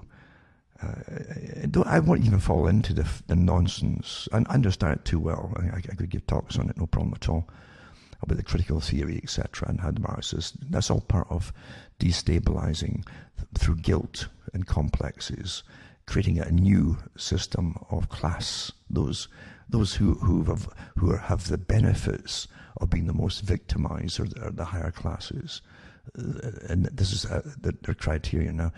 And if you're one of the perpetrators, maybe 500 years ago, or maybe with a possibility of an ancestor being involved somewhere, or even in the genetic line somewhere, then it's you're maybe in the middle, and if you are one of the designated enemy, then you're in the lower classes. Absolutely, it's all your fault. All the world's your fault, and it's incredible how they've worked on people like that. Eh? Nothing to do with you, any more than what the Romans did in ancient times has anything to do with you either. You're only responsible for yourselves now, not what anybody did in the past. But see, this is warfare strategy. This is what Marxism is. It's warfare strategy used by the richest folk on the planet, who run the whole system, and they're on all sides at the top. So you can go through your whole life just shaking your head on data. Oh my goodness, do you know what they're doing now? Do you believe what Trump said today? Do you believe what Hillary's advocating if Trump doesn't leave? You get this your entire life, this stuff. It's a big play, a big stage, like Shakespeare said it, the whole world's a stage and we're but the players. There's more truth to that than you'd imagine. Absolutely. No doubt at all about it. As I say, when folk are left to try and vote between the lesser of two evils, you're not given choice at all then, really. And then when you vote the one in that's less of the two evils, you wonder, well, what country is he serving? What is he serving? Yeah. You have to wonder at times. He's good at putting proposals across, but all the proposals, go nowhere. So it's good for publicity. Like it was going to put down, I think, with Antifa as a terrorist group. I thought they already were a terrorist group. Any group that advocates a complete overthrow of your governmental system and your constitution is automatically a terrorist group. What part of that don't you understand? Again, as I've mentioned it before, even recently again, I mentioned how come Karl Marx was allowed to live in London? He was financed and put up there. He was even given grants occasionally from different people in the bureaucracies and in the elite families in Britain. Well, he was doing his whole thing on the manifesto. And don't forget, too, he was no person that drafted that darn thing up. But he's the front man again for that particular project. His name wasn't even on the original books, the manifesto. That's quite something, isn't it? Everything's really something else. Again, when you start talking or thinking, things come to you. I was thinking about the Karl Marx and how he did telegraph Abraham Lincoln. The records are in the U.S. congressional records. They have it, that he congratulated Lincoln for sticking it out with the war and keeping America unified. Centralization of authority, a prime plank of the manifesto. Is it? But also, I think it was in his second or third version, Karl Marx, he wanted to bring in Darwin into his book and mention Darwin and put his name in print in the book as a tribute to Darwin. That's what he said. But in reality, it was, I'm talking about Charles Darwin, but in reality, it was to try to give legitimacy to what was to become, or they hoped, a science, a social science, you see, through this idea of what later became known as communism, a kind of social science, a sociological science, if you like. And the more names he put in print, it backed his book, that would give a kind word to his book he put in print, as many even modern books do the same thing. It's a wonderful book by so-and-so, says so-and-so of the, and they'll name a paper or whatever it happens to be, or an institution. Well, that's what he wanted. And Darwin did agree with it, and then he pulled out eventually, thinking that it might tarnish his reputation to be in any way associated with the idea of revolution. But the whole idea of eugenics was part of the revolutionary movement, for those who haven't figured it out. The revolutionary movement uses all sides. It creates sides. It will use them all in unison at times, and other times it will seem to have them fighting each other to get the changes through. Again, the dialectic process. And you find that Darwin's ideas, which were plagiarized, a lot of them, from Wallace, who did the actual real legwork, living in jungles and things, and studying and sending it back to Darwin, to Darwin and the Royal Society. But the Royal Society had agreed to promote Darwin up there, because Darwin had the right genes. I really mean that. Eugenics was on the go before Darwin came along, and his family were completely intermarried through generations, just with the Wedgwood family. That was it. Fathers, grandfathers, and Darwin himself. They were selectively picking appropriate inbreeding, they thought,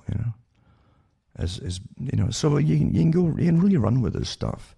This is all verifiable. There's nothing fake about it. But yeah, legitimacy was to be given.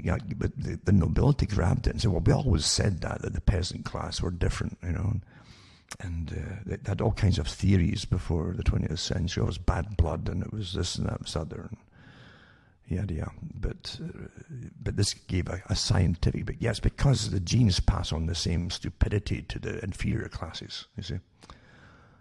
And they'd had it on the go since the days of Thomas Malthus, the same ideas of too many of the wrong people breeding, but would the planet would basically just collapse with the weight of all, I suppose. That was the ideas that was put across there. And again, with charts and graphs, just like the COVID thing, Malthus tried to prove there's just too many folk and what would happen in 100 years' time and 200 years' time, and that kind of stuff, and so on. It never ends. It's the same agenda with different covers, you see. Those in control of this world and control over people are always petrified of the general public. They always have been. Because their whole basis for legitimacy of ruling over you is with a kind of consent by the general public to do so. Fraudulent it might be, and fake, and today definitely, but in the old days you had to, somebody has to you need a titular head of some kind to give legitimacy and credence to law, etc. And that's how monarchy got a foothold a long time ago. Today it's massive think tanks that work on behalf of governments and institutions, like to call themselves institutions, that you don't vote for once again. And a government that really doesn't know much, as I say, from the politicians.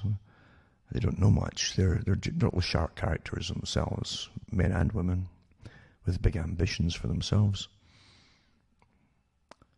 And they all know that you'll become awfully rich with a career serving the public, but not from your pension, obviously, but this magic money comes to you get the right investments, and the state. I remember the Congress in America a few years ago gave themselves the rights to use insider information for their own personal investments. That used to be illegal before.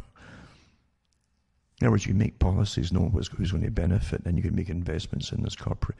It's so corrupt, openly corrupt. Although it's not corrupt anymore because it's legal for them.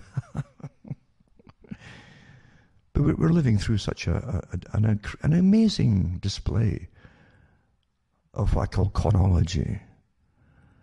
And You're conned and conned and conned, and you must participate in the con. That's why you vote. You vote out of desperation, really, and to get the one that you voted in the last time out, because you're so disgusted with them. That's why you vote the new bunch in. Only you find out nothing much changes, you know. The same agendas continue, the same agreements are countersigned and strengthened, like it used to be called the NAFTA deal, North American Free Trade Agreement, and now it's the US, Canada, America agreement, USMCA, you call it now. Same agreement, just a fancy title change, because it was just too easy to say NAFTA. So many in the public understood it by then, and so you just changed the name of it. Oh, that's gone. NAFTA's gone, but it's the same agreement. Of course it is. It's fixing trade, and you as a small company have got to have a hard time exporting anything without permission by the boards that are set up, these star chambers, through the WTO as well, World Trade Organization, because you're not authorized. You might have paid all the licenses, but they won't give you one for export, perhaps, you see. If you only cut into, or perhaps even remotely compete with even a big corporation, which is silly. You start with little old you in a big corporation, and so you won't get the business. It's like postage in Canada. Maybe the States is the same. I'm sure British Commonwealth countries are all the same with the postage. You can, if you were posting a few books every week, maybe about even 2 or 3, maybe even a month, you won't get the deals that the corporations can get for either flyers or these little newspapers they'll print up. Maybe 4-page, free flyers and things. You won't get the deals, the incredible deals that are given per copy if they do so many hundreds per week. And you can't even get 2 or 3 a week, but you aren't going to get that kind of. So you'll pay maybe 10 times more for the same for the postage to the same places. There's nothing in this system is there for the ordinary person, really, nothing at all. Except the propaganda that's laid. A lot of propaganda goes into creating you and the mind that you have and your opinions that you have. But that's how it really is, and we don't like to look at it and see it that way. But I remember giving talks in the 90s. I says the system, especially the financial system, is probably this whole system relies at the top of it all. The head of this big serpent is the financial system. Well, I'll say that on the earthly plane, put it that way. But it's a financial system. Everything underneath it runs off the trickle-down theory of loot, getting dished out to different organizations and politicians, and so all the way down, you see. And that's how it really works. It's loot. And that's why Rothschild quite openly said it. And there's own books and so on about Rothschild and biographies and the different Rothschilds. And he said it. He said that put me in charge of a nation's money, currency, and I don't care, he says, who you put in as government, Prime Minister. Because obviously, you'll see it throughout your life. And Britain was more open, where the Chancellor of the Exchequer or the Prime Minister would go to see the big lenders about borrowing money. And with every loan comes conditions. And these conditions aren't all financial. They'll be null and void unless you change policies here. That's where, look at your government giving money out to all these third world countries that can never pay it back. But don't worry, you the taxpayer are put down by your nations as the guarantors if they fail to pay it back or write it off. See? That's how it works. But along with them, these ones like the IMF or the World Bank issues across the world, comes conditions about gender equality, which ends up being really an attack on marriage, the destruction. Don't forget the planks of the Communist Manifesto. The richest folk on the planet financed it all, still do. Richest people. And the big club at the top. Big club, as George Carlin said. And you're not a member. George Carlin. So anyway, that's how it really works. It's all money and finances and conditions to every loan. I was shocked. It was something that Hillary Clinton, when she was in the State Department, said to some countries that from now on we won't be giving any money out to any country And she laid out a list of stipulations, and Africans were shocked, some African countries. This says our women will end up like prostitutes if they go along with this, that some of the leaders in the countries said. They couldn't believe it. It was a right to, some of these countries have natural cultural taboos on decency, because they don't have the welfare systems to take care of runaway children, and so marriage is promoted. Isn't this amazing? This is parts of Africa we're talking about. They used to lambast Africa as being backwards. We're the backward countries now, because a war has been waged upon you for a long time, and you don't even know it. Everything you went along with was for the greater good, right, and progress. Look around you. But yeah, Hillary Clinton had all these different regulations laid out for the loan. I was just astonished. But that's how it's all done, you see. And that's how it's done with your nations as well. Bailouts and so on. But here's the caveats, and you have to do this, that, and that. That's how it's done. That's how it's done. When Japan came to America to get loans before World War I, and met Baruch and different characters there, the loans stipulated, and this was found after World War II by the Marines when they went into Japan proper, Tokyo, and they found the old agreements that initially the American bankers will say agreed to finance the improvement and the modernization of Japan's navy and military, and had the conditions laid out that Japan then must attack Russia. This all came out in history. This is not conspiracy theory here. Yeah? In fact, I think the agreement's on display in a museum now in the States. And of course, a little bit of stink at the time was hushed over, but the fact is that it did come out. That was agreement, and there's a reason for that too, by Baruch and other ones that had financed it. You think about it, people can lend money out to get other nations to go and attack other nations. You're seeing the same thing with the funding of riots on your streets today. How can you pretend you've got something called democracy when the richest folk on the planet can finance revolutions anywhere in the world rather quickly by sending around the world, which they've done, by the way, leaders of these particular terrorist organizations? Don't forget, a terrorist organization, if they've overthrown a nation, which can happen, because the tactics are classic. They're being used in America right now. Quite fascinating to watch it, because they're classic. And the fact that they're well organized, well run. The idea is to terrorize the average American citizenry. They'll do nothing. That's what was in Fight Club, the movie Fight Club, the comedy, where they set a group up for revolution, and they even experiment on Joe Public. And passers-by would pass gardens and things, or fences, or gates, and the folk in the gardens would just suddenly soak them with hoses, or chase them, or throw things at them. And the hardest thing they said in the comedy was to get folk to physically fight back. Because folk are decent, law-abiding, yada yada. What chance do you have against terrorists? Is it? So psychologically, the effect of the TV massive pounding would give you the impression of the whole of America was burning. That's a perception management task, you see. And that's where the media is all on board with it. Still calling them peaceful protests, as you see the buildings all burning down and cars on fire. And mobs chasing cars on the streets and smashing their windows, unlike it happened with that Prius in California the other day too.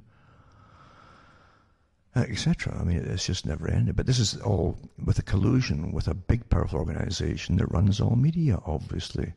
The deep state isn't something stuck in a back alley somewhere. It is your system. that run. You've been oblivious to it, thinking it was all individually owned and private, etc., and private business. No, these corporations are part of the whole system of revolution.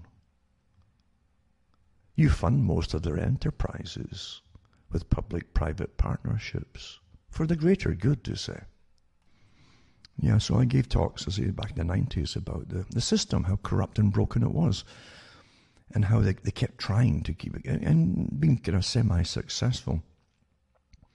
And I likened it to the Tower of Babel. I said, there's so many band-aids on it, because it's swayed in the wind for so many, thousands of years, that it's broken, cracked, and it's got all these band-aids on it from countless defaults and bank crashes, all planned, of course, to loot the general public over and over, and how you always get at least twice a century, at least two big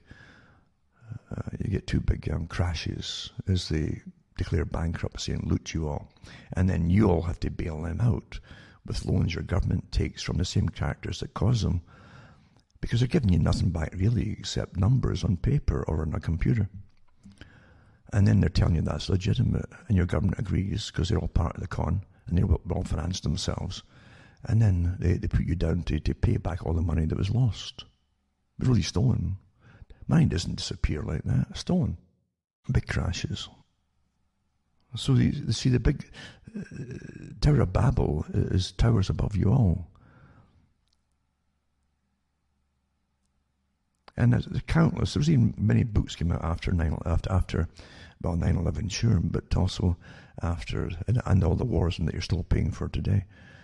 But also with the crash of 2008, all the books, and how the biggies all knew it was coming, how they had moved all their own cash into secure places, etc., and how they actually accelerated and helped it all to happen, and how the governments and the overseers of these big institutions that work for government, how they turned a blind eye right to the bitter end about the banks were buying up by the thousands per day mortgages. They were flipping mortgages like commodities.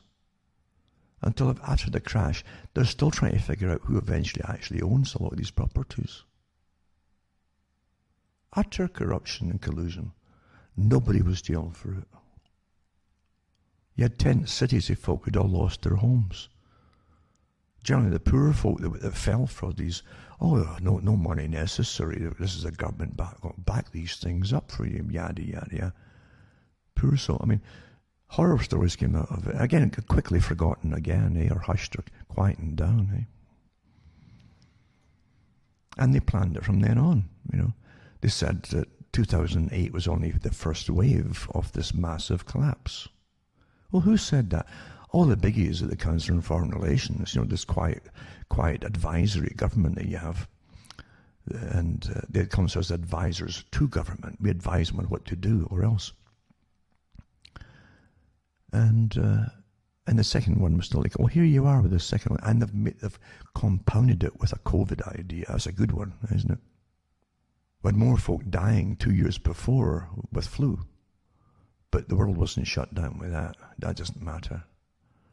This is a necessary thing for the big agenda, obviously. Obviously, since they're turning on the public with military precision and military angst. Military angst is important. If you see, when the military has to go out and force an enemy to the death, face them to the death, you'll see the guy's expressions. They call it resolute, and with those who lead them, because they're all on board with it, and you've got to be resolute if you're facing an enemy, right? But you're seeing the same thing turned on the public right now with absolute glaring authoritarianism of resolution. They've all sworn to each other and the big organization that they all belong to, the real boss, not the public, to go through with this to the bitter end, to change the economy and the system and the culture and what's left of culture and the whole system, way of living from birth to death, permanently, using COVID. Some of these things I might touch on tonight, but I don't want to overwhelm folk with just too many details. They can look it up themselves. I can give you a lot of the links and so on. But it's overwhelmingly evident what's going on, and there's nothing left to the imagination. It's your own unwillingness to believe it. That's what it is. And they're following it to the end, the letter to the end. This whole idea of a complete lockdown across the world, if they can get away with it.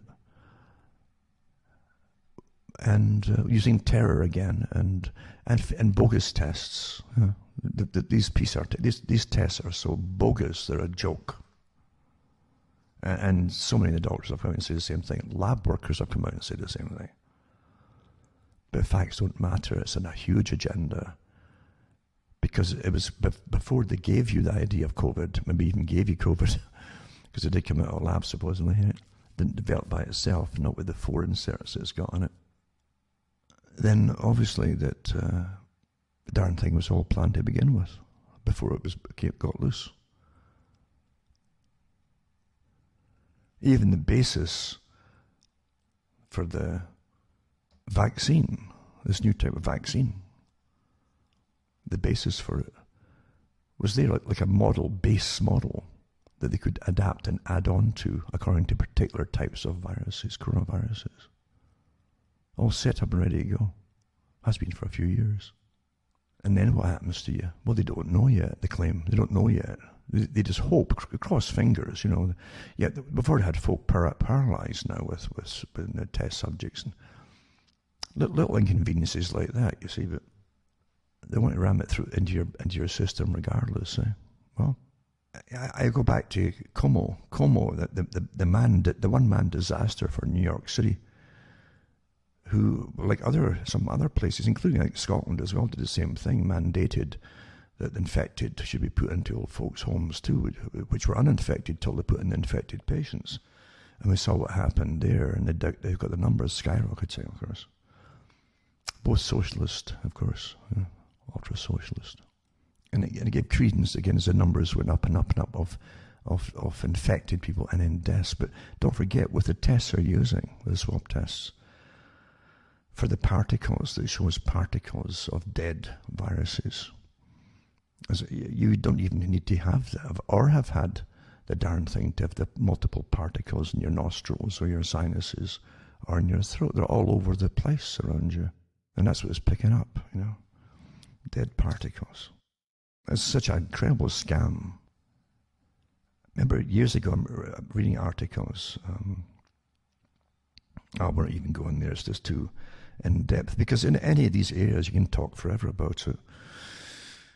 But yeah, it's a scam, and it's planned that way. And the World Economic Forum has come out again. I'll put the article up. Once again, they've said the same thing as the Club of Rome said openly too, and how they can achieve their whole agenda for sustainability by using COVID, and who can open up businesses and who can't, if it's environmentally friendly or not, according to panels, secretive panels and star chambers, etc. Because there's no real legal system set up that you can go and protest against anything here. There's nothing. And your pretended democracies. Now, once again, folks, I remind you to cuttingthroughthematrix.com. List all the sites I have there. And take the links and paste them somewhere securely so you can get them. Because if the com site goes down again, which I may get attacked again, if there's no doubt about it, or at least the servers I'm using to host, that is, then you can get the other sites, hopefully.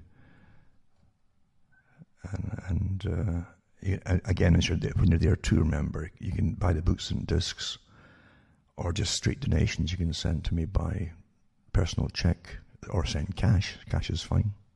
Or MoneyGram, or PayPal. And any other ways you can find to do it, just send it to me. Because I got to tick along here too, and it costs a lot of money to do all these different things. Especially when I'm not selling you anything else. I'm not selling you ideas of who to vote for. Or I'm not selling you pure optimism either. I never came out initially to give you just optimism. The optimism is an understanding. It's its own optimism. Understanding the whys and wherefores will make you less fearful when you really understand why things are happening. You'll also see what's going to happen along the way and prepare perhaps for it. Mental preparedness stops a lot of anxiety. Never mind physical preparedness, but mental for sure. You don't fall for the next terror attack of psychological warfare put out by professionals, meaning your own governmental agencies, the ones that run your government, or the CIA or MI6 or Mossad. And all the other organizations all collude together. And they do collude together. They always did. Some of the top agents in Britain would meet in pubs in London, in MI5 and 6. Especially MI6, they'd meet their counterparts across in different countries. They'd meet them all. They'd meet the Russian spies and agents, and they'd meet in bars. And the favourite places across capitals across the world. They'd all meet at different times and bump into each other, and they'd get pally, and they exchange a little bit of superficial information. You pass back to you wouldn't guess what I found out about what Russia's up to now, what they're up to, Things like that, little trivia. But a lot of them got to know their counterparts because they're in the same business of collecting and supplying information to their masters. And eventually they could see through. They'd often say in their memoirs that and if you met any of them personally, they had no personal axes to grind. They weren't. It's not like the movie type thing where they did everything for patriotic duty. They did a bit of excitement. They got paid for it. They got a lot of good travel.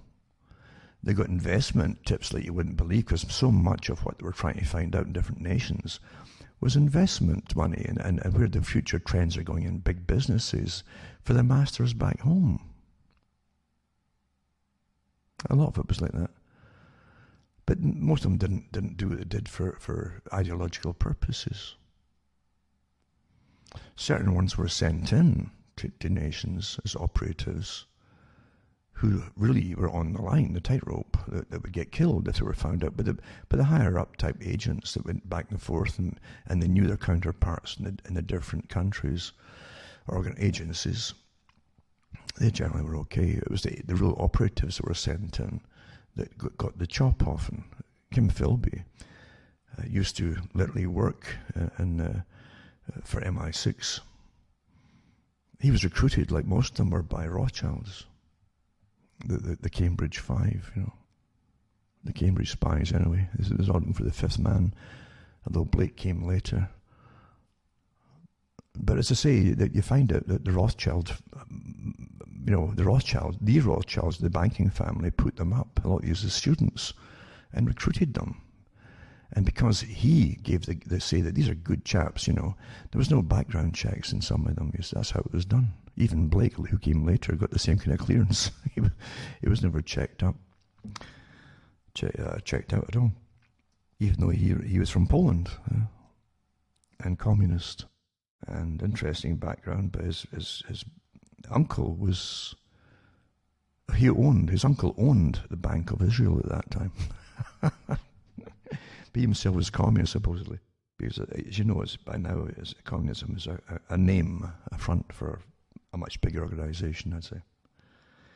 But anyway, agents would tell you the system is vastly different than anything you'd imagine. Vastly different. But Philby, getting back to him before I get off it, he literally would get information of operatives being sent into different Warsaw Pact countries. And they'd land them in through parachute, different techniques, and so on, get them into the countries or smuggle them across borders. And they're all getting picked off. So he would actually meet some of them and be sitting in the Opry, and then he'd go out the back door pretty well and signal his counterparts that they'd be arriving and so on and so on. He was responsible for a lot of the folks' deaths. That's really how it was run. And you have to wonder who they all came from the upper crust, these spies, A lot of title families as well, who worked as spies and double agents. It was actually harder to get that quality of spy or double agent from the working classes, because the working classes were more patriotic, because the propaganda always worked better on them. They really believed it was their country and decent folk own it and run it and manage it for us.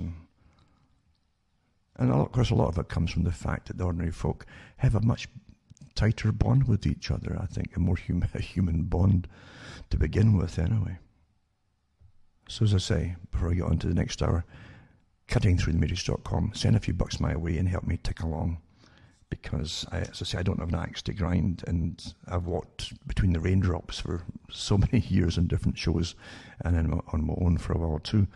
But still walking between the raindrops, because really you're not really authorised to play the big game here on behalf of maybe big operations, you know. Because most of the things out there are not quite what you think that they really are. Now, as I've said, the Tower of Babel really is, at least rather precarious at times, with its band-aids and its sways in the wind and creaks and groans, but don't think for a second that somehow the people at the top, who've run the world successfully for an awful long time, who knows how long actually, centuries, at the very least, many centuries at least, stand back and just let it happen. They always plan ahead for the next system, and now that it's all coming along into digital currency, they don't even have to print up banknotes, of course, to say, well, here's physical nothings. It represents nothing, but it's physical, and psychologically it seems it was tangible. It's not gold or silver or whatever, but it's tangible. It's paper at least, so, but you don't even have that now. You have blips that can come and go down the memory hole too if they ever want to wipe out your accounts, which will happen once you're on the total universal basic income. It'll start with them too, as the government withholds money because you've been bad or you said something naughty, you see. One of the things that you shouldn't say, and as they keep adding to the list of things you mustn't say, or even think for that matter, as you get trained to comply and be subservient and be a good parrot. That's the only way you'll survive at all. That's what Orwell showed you in 1984, a deadpan face in the movie, the one that John Hurt was in, and never show expressions of surprise or emotion or anything, because it's all on camera, right? So you're living through it, and it's all planned. It's a massive plan. I've said it at the WEF, World Economic Forum.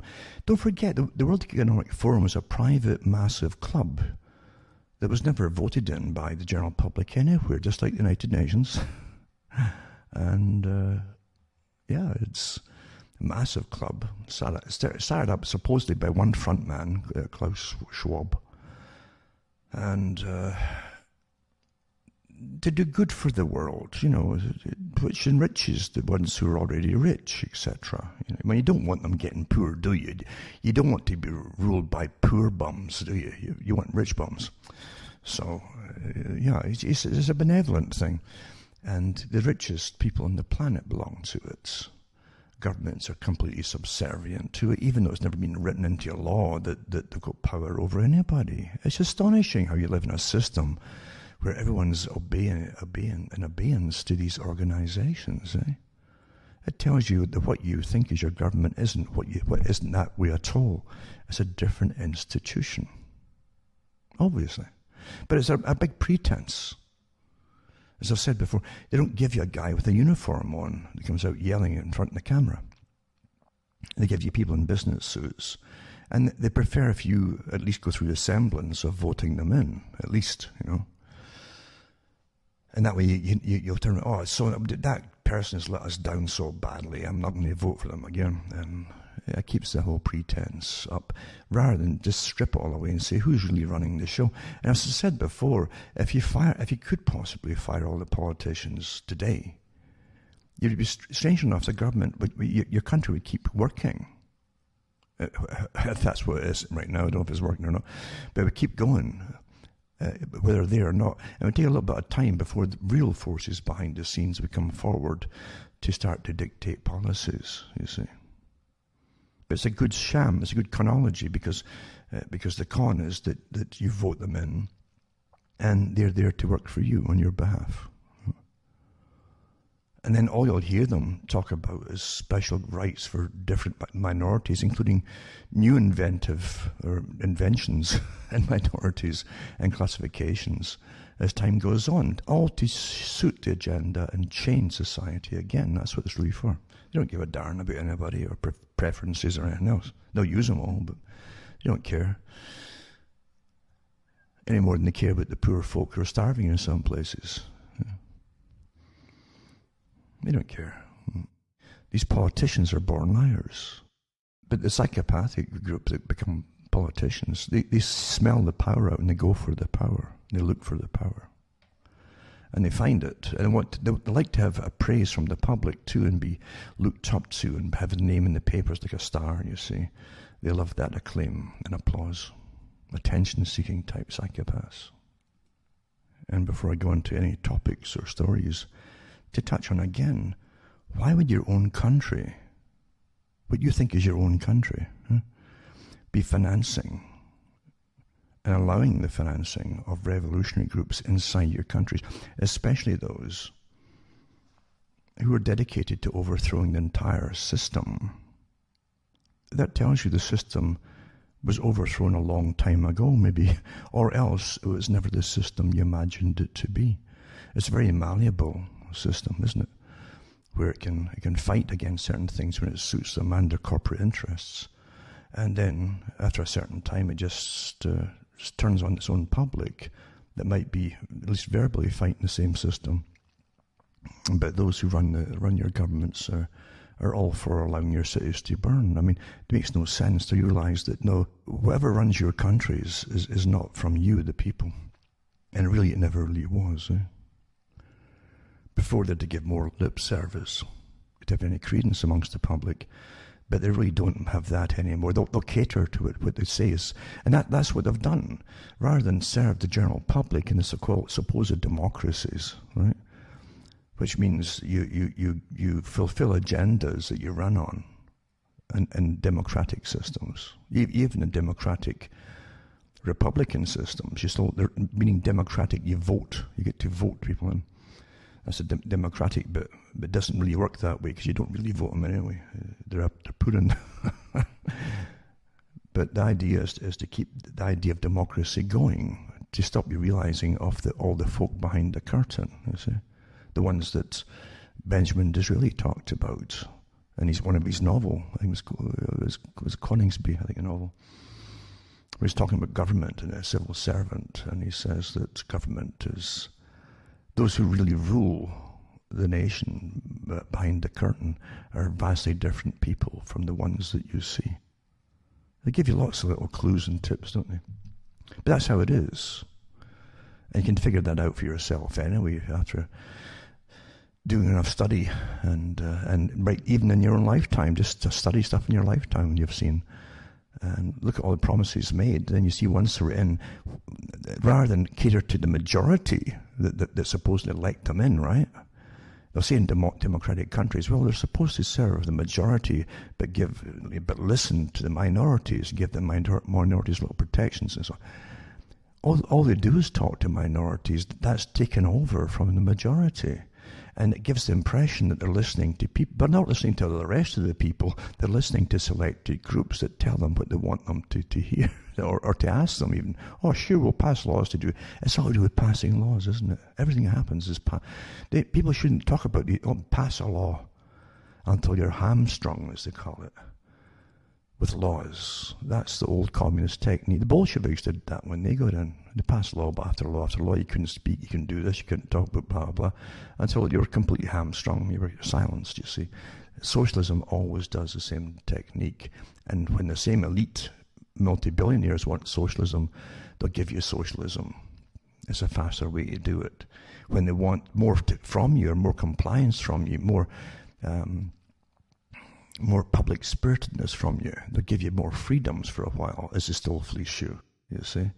So they've got to be a bit more free and easy, and always point to their country. You wouldn't believe what they do in those countries to people who are convicted of this. You wouldn't believe what they do. Well, they don't bother with that so much now, do they? Because it's all happening in your own countries, quietly too. Maybe sometimes not so quietly. But anyway, it's a farce, isn't it? But it's all to suit the masters at the top. And I read articles today just about the lockdowns coming again in England. And I've said that at the beginning, I said, listen to what they said. They're going to have you locked down for at least a year, maybe two. You know, now they're stretching it to 2 years. And they give you a little bit of a break in the summer. I said, did do that, just to ease up a bit, make you smile and be happy a little bit, rather than have you all rebelling. They don't want rebellion, you see. And that's how they do it. They play it by ear. And by ear, meaning electronic ear, because they've got the finger on the chat in real time on the net, you see. They know exactly who's, through all the algorithms, precisely, in real time, a pretty well accurate percentages of who's against this lockdown and the rest of it, and how to manage it, and how to get round, how to break your resolve, etc., or to convince you by bigger scares and what they need to do to make it happen. This is how it's played today. It's massive psychological warfare on the general public. So it's not going to help the way things are going right now. And there's no doubt about it. Whoever's out there, whoever this thing is, definitely is hitting. Yeah, we know it's elderly mainly. And it's maybe finishing off people that the flu would have finished off anyway, because it's generally the flu or pneumonia that kills people eventually outside cancers. And regardless if it's the heart that's is a precondition to more morbidity, as I like to call it, or something else, you see, or again diabetic. Diabetic has got problems too with circulation and immune responses to things as well. So, and then you have people who are really obese in this day and age. They have blood pressure problems as well. And this thing it's pretty well engineered as far as I'm concerned to hit specific targets. And I do wonder about, but most of the folk don't get it. And it doesn't matter what ethnicity either. Certain ethnicities, again, if they've got the comorbidities of way overweight, maybe type 2 diabetes, high blood pressure, they're definitely at more risk of getting symptoms of it, or illness, or even death from it. But that there are folk who, or even folk the same age in their 60s and 70s, who are rather thin, or thinnish, and who don't have diabetes, and who don't have high blood pressure, they've got more chance of going pretty well symptom-free. So it's really interesting this thing actually will hit something that's already overburdened, like blood pressure, and maybe pop up a little bit more, and that's all it takes, perhaps, you know. And I'm sure they've got it pretty well tapped exactly what this thing does, but the flu will do the same kind of thing as well, with high fever and comorbidities, make you a candidate for the grand finale. And that's the way it is. I remember too, as I've said many times, actually, I say things occasionally to repeat them to make you remember.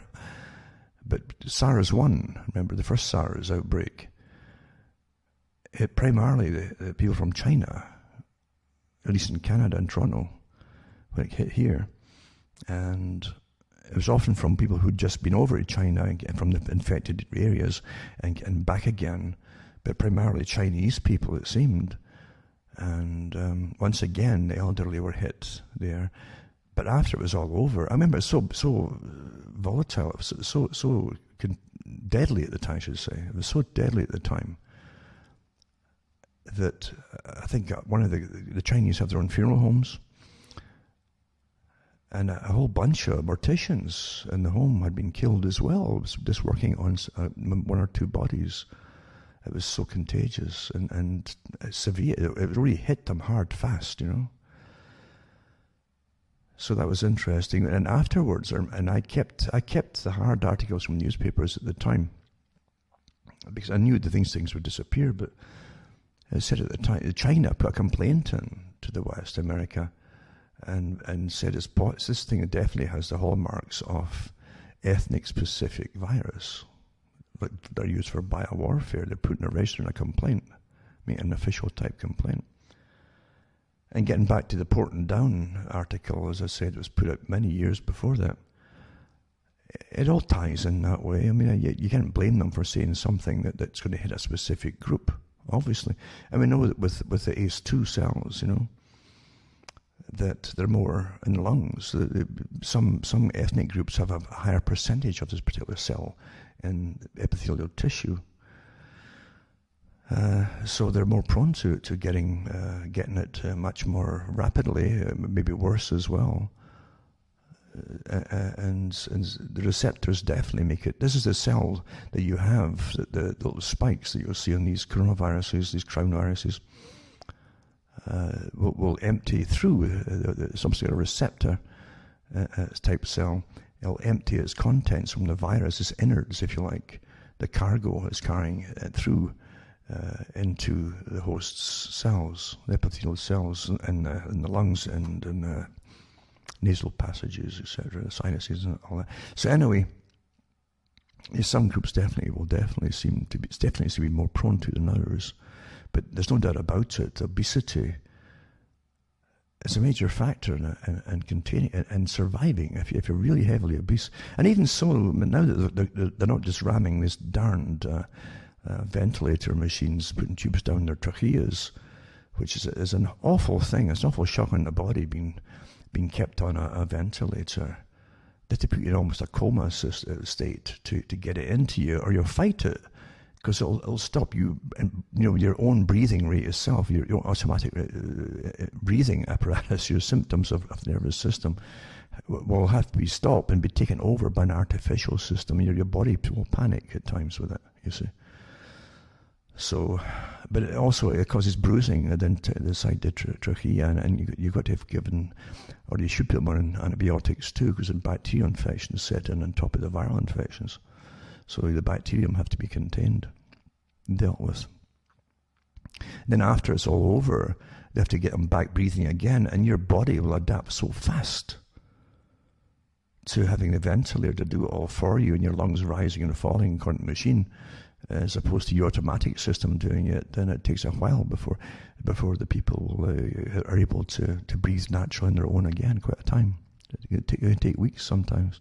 So anyway, we're going through amazing times and systems, and now that they've got other treatments, and they try to use the old treatments, which worked fine for the flus and things, they're having much better success rate. But there's far fewer folk getting ill and going to hospitals with it. Even in the worst of it too.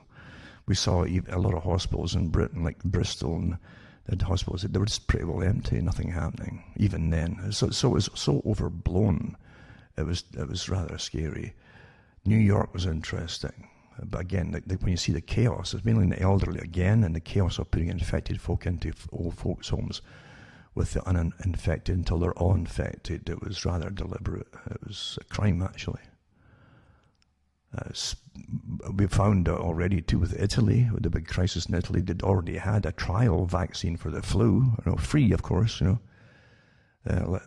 last fall into the winter. And it's possible that when you hit the coronavirus, you had a massive overreaction. This is what's being speculated at the moment. And of course, you'll probably never get all the data, because the massive authorities above us will crush it all. And anybody who's going to come out, they've already hit folk with license withdrawal for MDs and so on, and they've come out with their own conclusions on it. So much skullduggery is disgusting when it comes to human life, as I say. But however, towards the big spike was pretty well over come May, definitely even in April, what they called the spike. I'm not talking about illnesses, but the spike itself of tested people was pretty well over towards the end of April. And I remember reading articles too, where in Britain, one of the companies, vaccine companies, said they were racing against time to try to get something developed before this virus disappeared.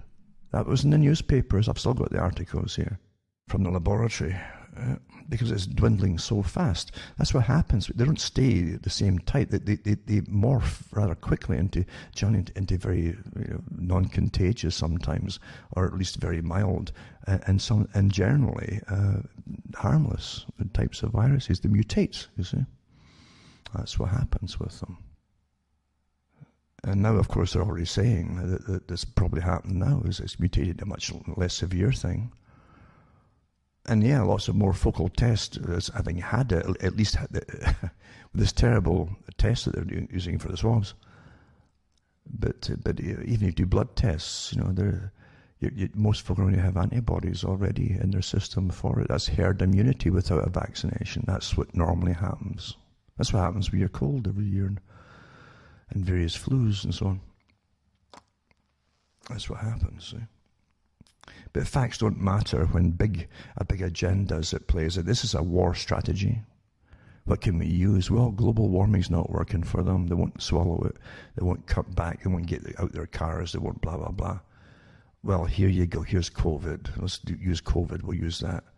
And California, you probably noticed there too, they're cutting back on all car use altogether. Well, it's much healthier for right out of the playbook, eh?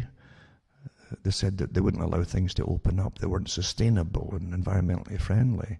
The whole agenda, the climate change agenda, it's all sustainability. Climate change was hit upon by the Club of Rome when they were given the task to find something that we'd believe and would agree to and give up certain rights and privileges and all the rest of it for the greater good. And they hit upon the idea of global warming, famine, drought, and the like would fit the bill. That would fit the bill. That's what they said in their own books. So, but the whole point is there's too many people. Behind it all, they've said that there's too many people. How many articles have come out, even again recently, by the same culprits telling you there's too many people, it's inevitable. It's going to get worse and worse because there's too many folk consuming. And then even right down to too many folk breeding, especially to the West, where the birth rate's always been plummeting, except for massive migration with children. Most migrants are the ones with the children, you see, to get the numbers up. Otherwise, it'd be way down, way down. But again, facts don't matter, agenda-driven, eh? But I'll touch on some of these articles now, rather than just rush right through them. Yes, they're interesting, some of them. Other ones are very repetitive. You know the agenda is for a lockdown over the winter. You know that. And they keep churning out these stupid tests that will give you false positives, even when you're ill, and most folk are not ill with it. I got all the graphs from the students. I couldn't believe it. I mean, the universities, I've said before, I got them last week, the graphs of the testing. It's like testing all these youngsters are going into college and so on. And you see them, oh yeah, the more testing we do, the more we find. Well, isn't that a coincidence? Well, these are particles of dead viruses. Your immune system kills them off, even in your nose often, before they get anywhere else. And you have lots of dead particles. That's why your system is meant to trap things first, and your nose and then your sinuses is one of your first levels of containment. They catch it there and destroy things. You got an amazing system. It truly is. People are walking miracles, and so is all life. Really, a walking miracle. It didn't just evolve out of some spontaneity. Some amoeba thought, well, I think I'm going to be a horse one day.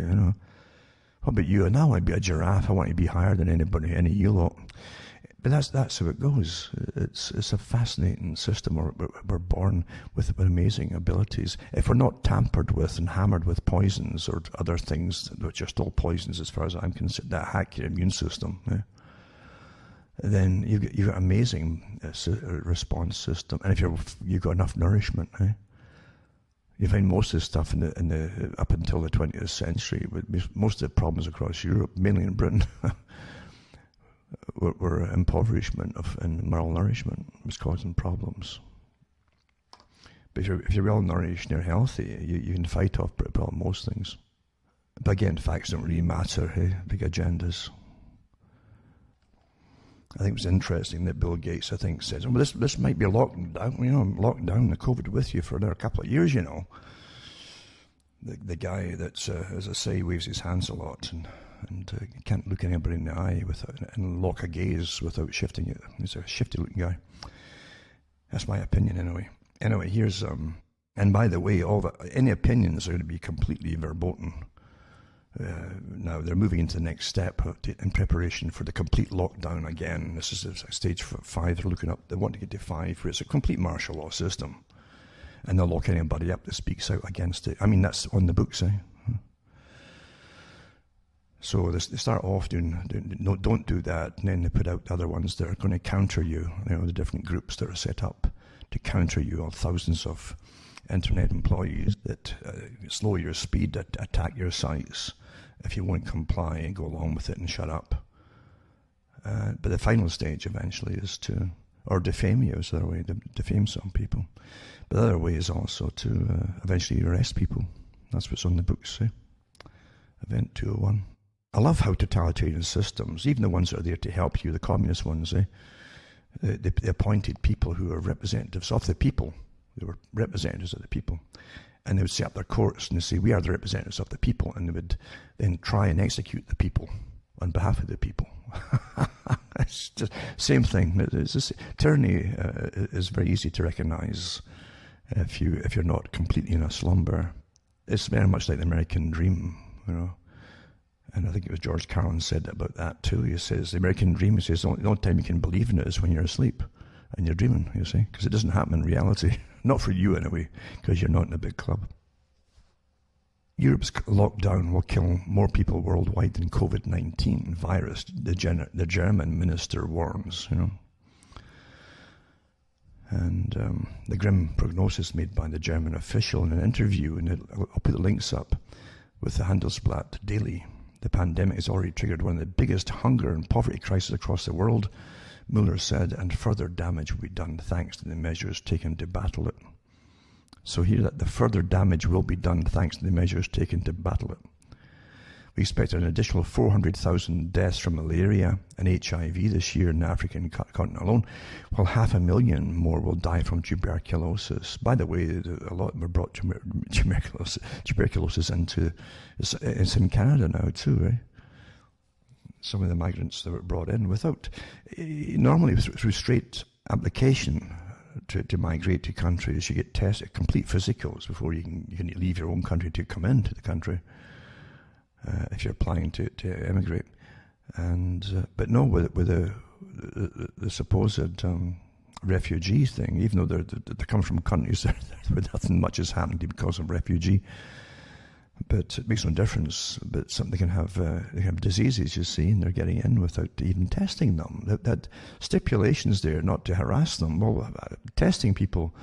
It's not harassment. It's trying to save the domestic population. Unless you want problems, well, you make your mind up what you want, because, you know, they're not stupid, the folk who are doing all this, remember. Why do they want this to happen? So when the situation stems from the fact that the West, and the EU in particular, has funneled its relief efforts into battling the coronavirus at home instead of helping the impoverished elsewhere, the COVID-19 pandemic has somewhat blinded the West, which has lost sight of the mounting problems in the rest of the world, Mueller argued. Supply of food and medication is no longer guaranteed, he said. Many of the West's aid programs are not adequately funded. So, but there's a lot of folk can't get in to get treatments for other illnesses in your own countries. You know, empty hospitals. Well, you can't come in. A minor operation, it's minor if we could treat it now, but it could be terribly deadly if we leave it. Well, there you go. How many folk have died already because of this nonsense, eh?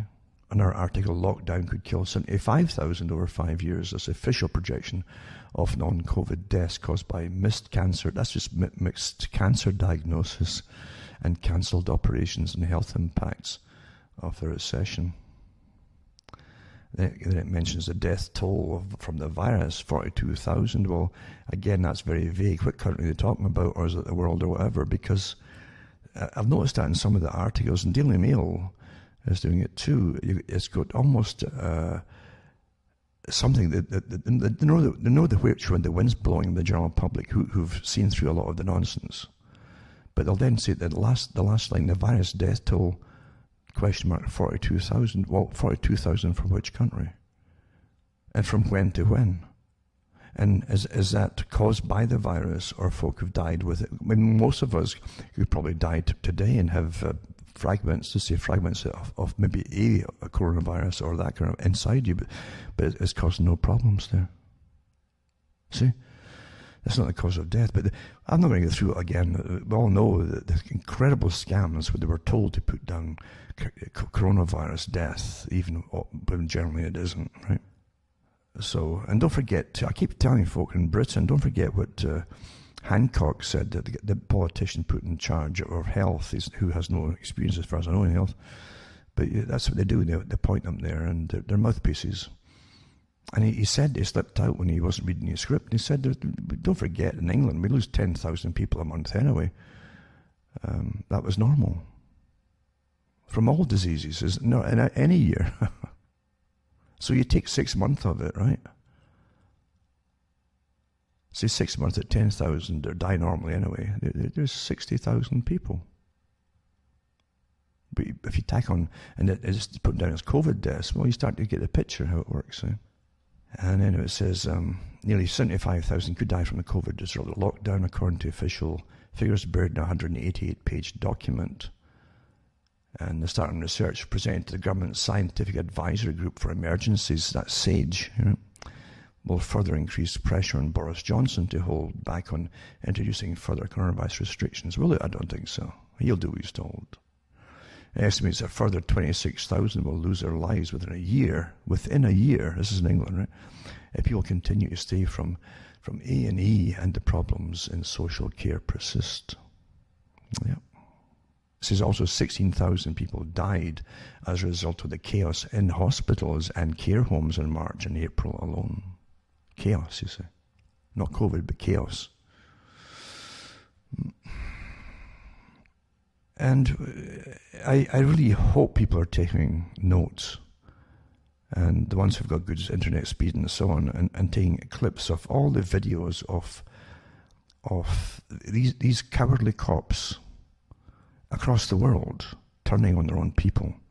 The same cops, right, and say in the US, or England, or London even, stood by, did nothing when hordes of folk were hauling down, by design obviously. The government didn't tell any forces to tackle them, shouting revolution and all the rest of it, and pulling statues down. These are the same cops that stood by, did nothing, but then go for people like Ohio mum in the States.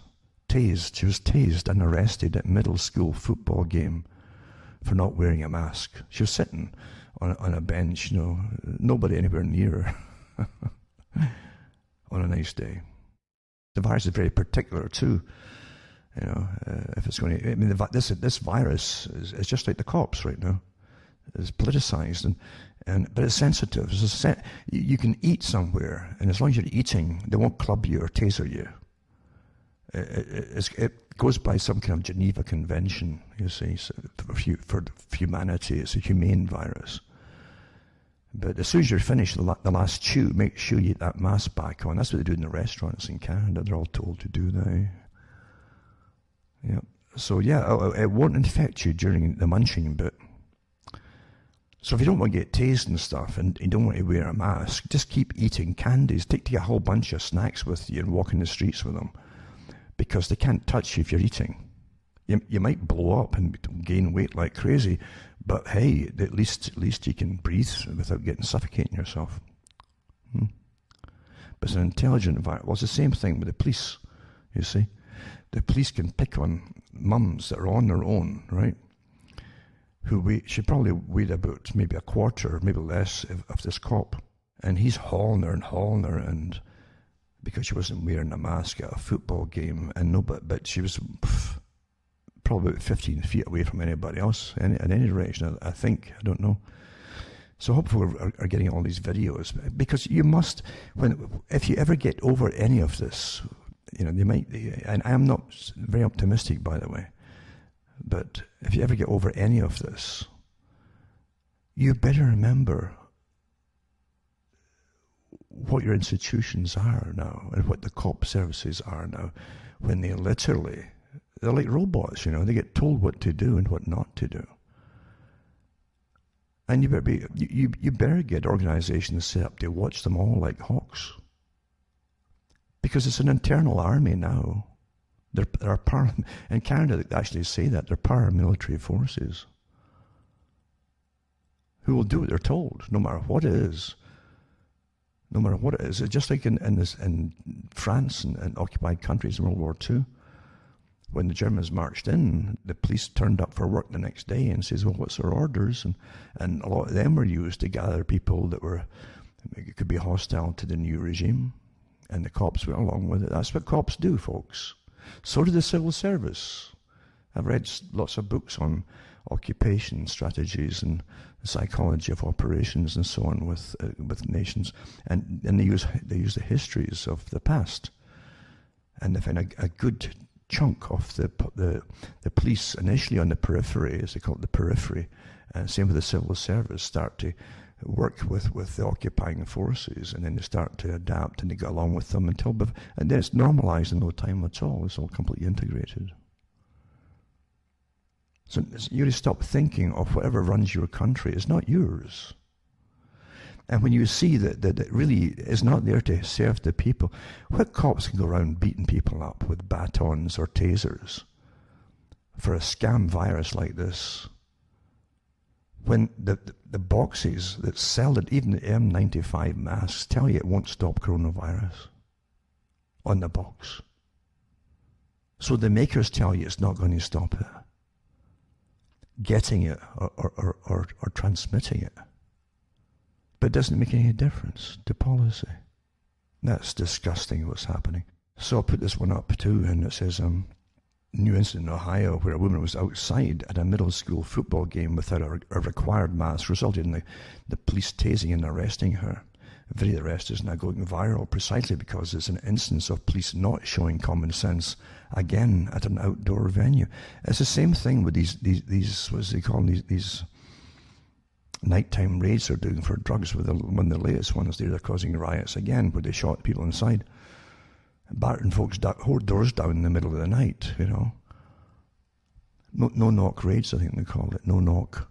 It's supposed to shout, we're the police. Well, in the middle of the night, would you believe anybody saying they're the police? Would you?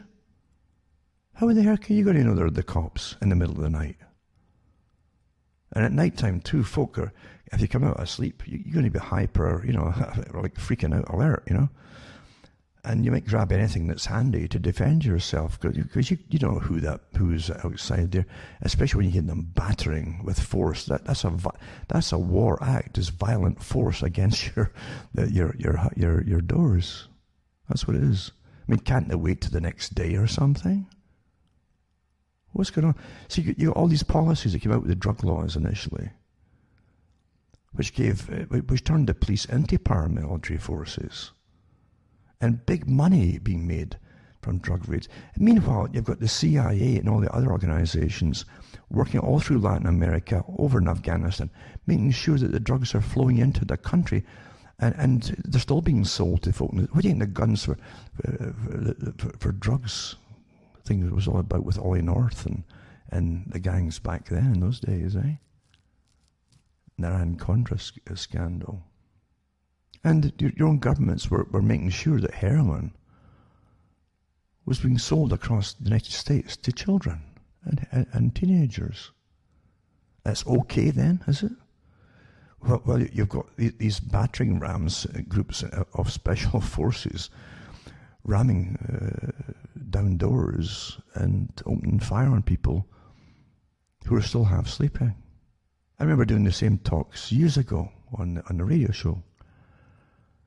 In detail, because at that time there were so many of them getting shot as they battered folks' doors down in the middle of the night.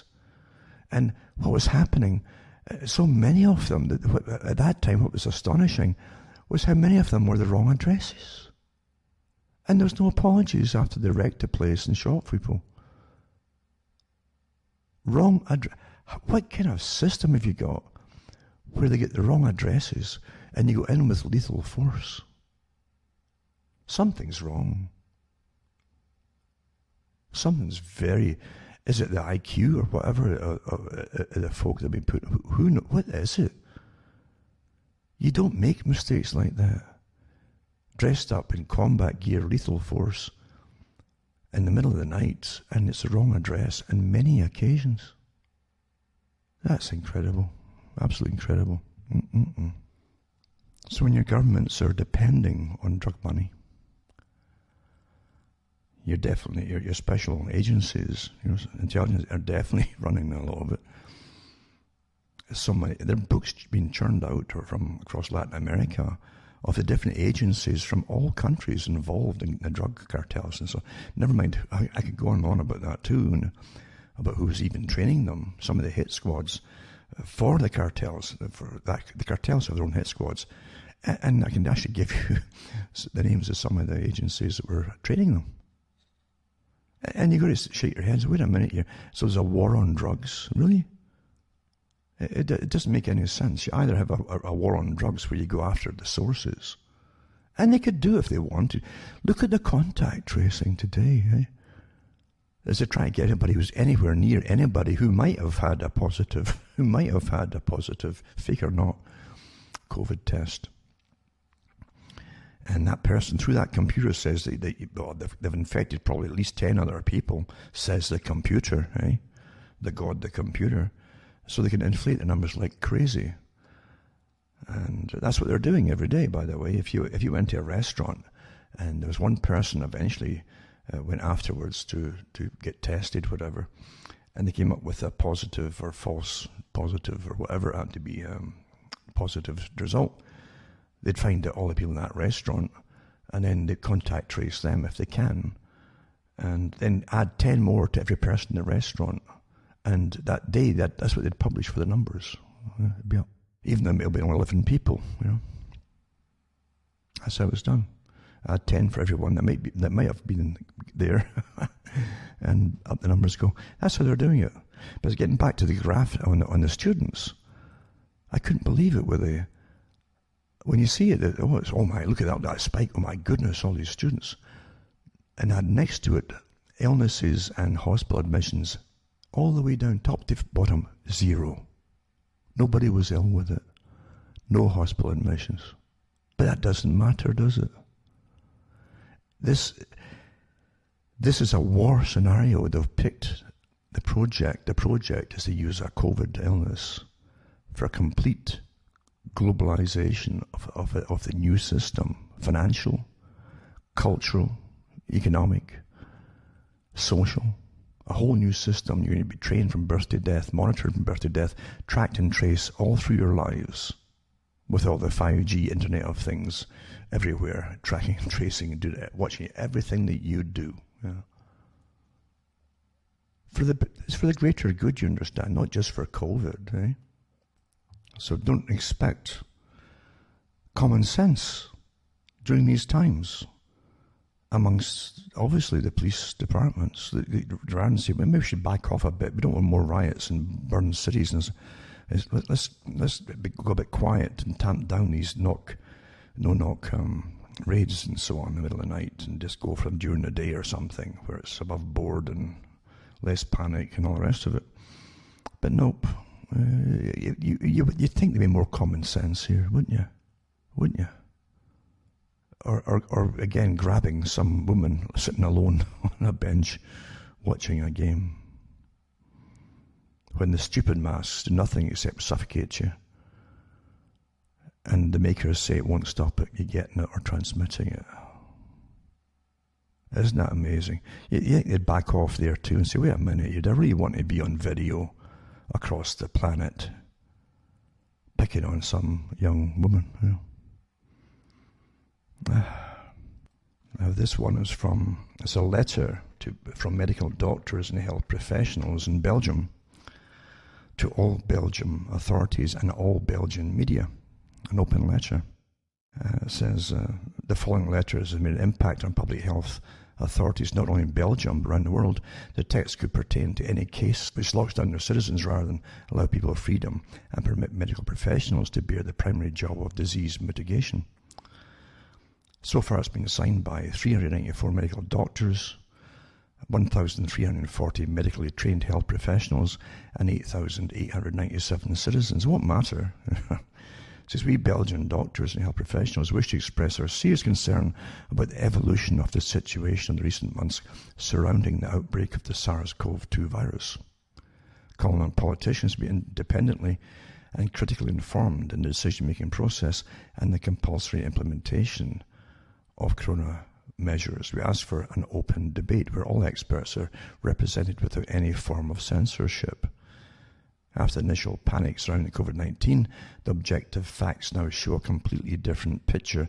There is no medical justification for any emergency policy anymore.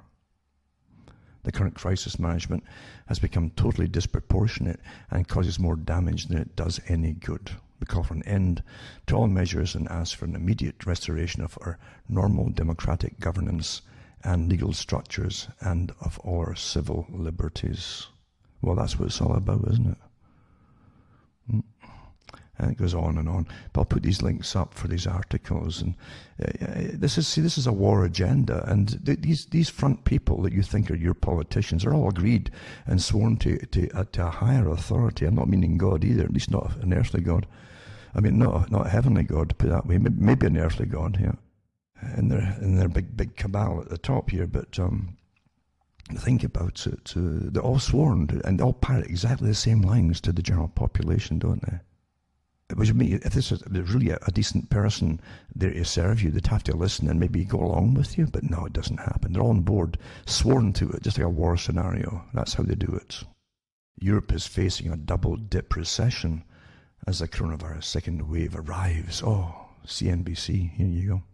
Economists predict a rebound in the second half of 2020, or predicted, but they are now questioning those forecasts. Many governments now are announcing new lockdown restrictions or a slowing of reopenings as they deal with a significant uptick in cases. Well, that's your fake test kits again, eh?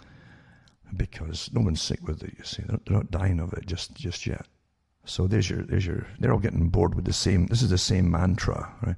So Europe is now grappling with a second wave of coronavirus infections, it says. Yeah. But as I say, it's just folk aren't dying off with it like they were before. And you got to see what happened before was a response to it all. An unprecedented monetary overhaul, the Fed is preparing to deposit digital dollars directly to each American.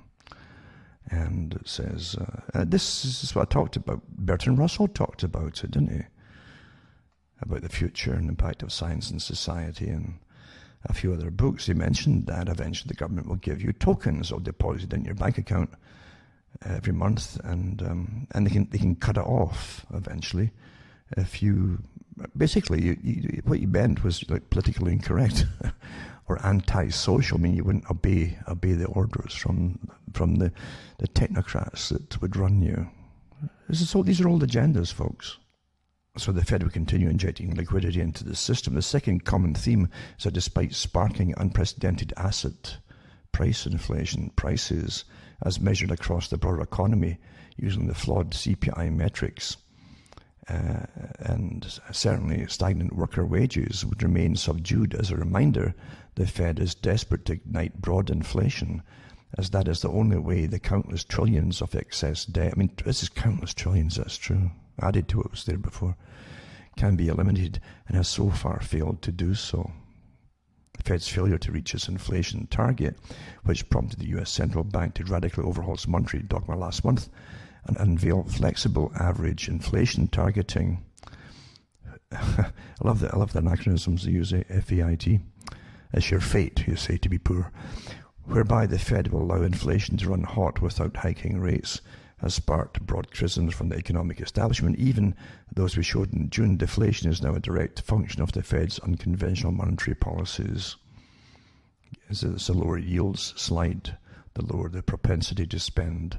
In other words, the harder the Fed fights to stimulate inflation, the more deflation, the more saving it spurs a result, and so on and so on. And it was in the bubble theory, etc. But it's all a con anyway. I mean, it's backed by nothing. Nothing at all.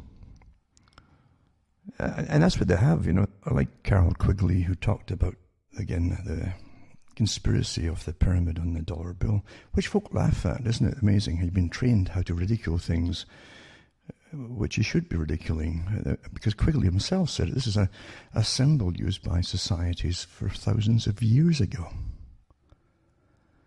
And he says, why is that on the dollar bill? Why is it on the dollar bill?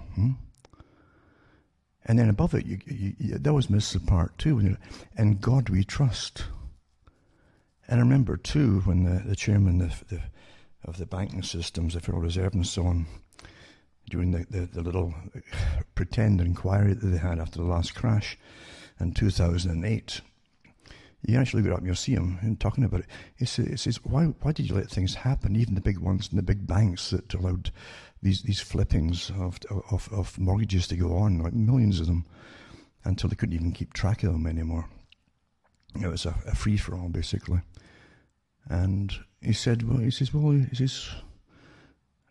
doing God's work. This is very, very relevant, you understand this? Very relevant indeed when you're dealing with a society that you can't even figure out. We're doing God's work. Really? But if you mention that, you're a conspiracy theorist, eh? I guess he's just a religious guy, and somehow God says to him, you take care of the banking system for America. Maybe that's what it's supposed to be. The signs and symbols and the language is all around you every day of your lives, and folk can't even read it. But yeah, that's what was said, all right. So there's from Quigley saying that about why is it on the dollar bill to one of his students, to, again, the head of the Federal Reserve saying the same kind of thing. After the bank crash, doing God's work. You have to ask, what God are they talking about here? I mean, they're obviously meaning something, right? Which one are they talking about? Because the term God itself is very generic, isn't it? You'd apply it to any deity at all. And that's probably the purpose of saying God we trusted and when you know who they're talking about. But yeah, we live in a system. It's an amazing system. It's got nothing to do with democracy or republicanism for that matter, apart from the fact it rules over you. And it's been on the go for an awful long time. I remember when the supposed Russia fell, it was quite interesting. It was the way it was presented to the public. Oh, they just gave up one day, just like Blast from the Past at the end of the movie. Where the actor says, the Russians just gave up, did they? He'd been living in an underground shelter for years. He didn't know. He thought it was all real. He thought a war had started, and so he got locked down there with his wife and son. A good comedy.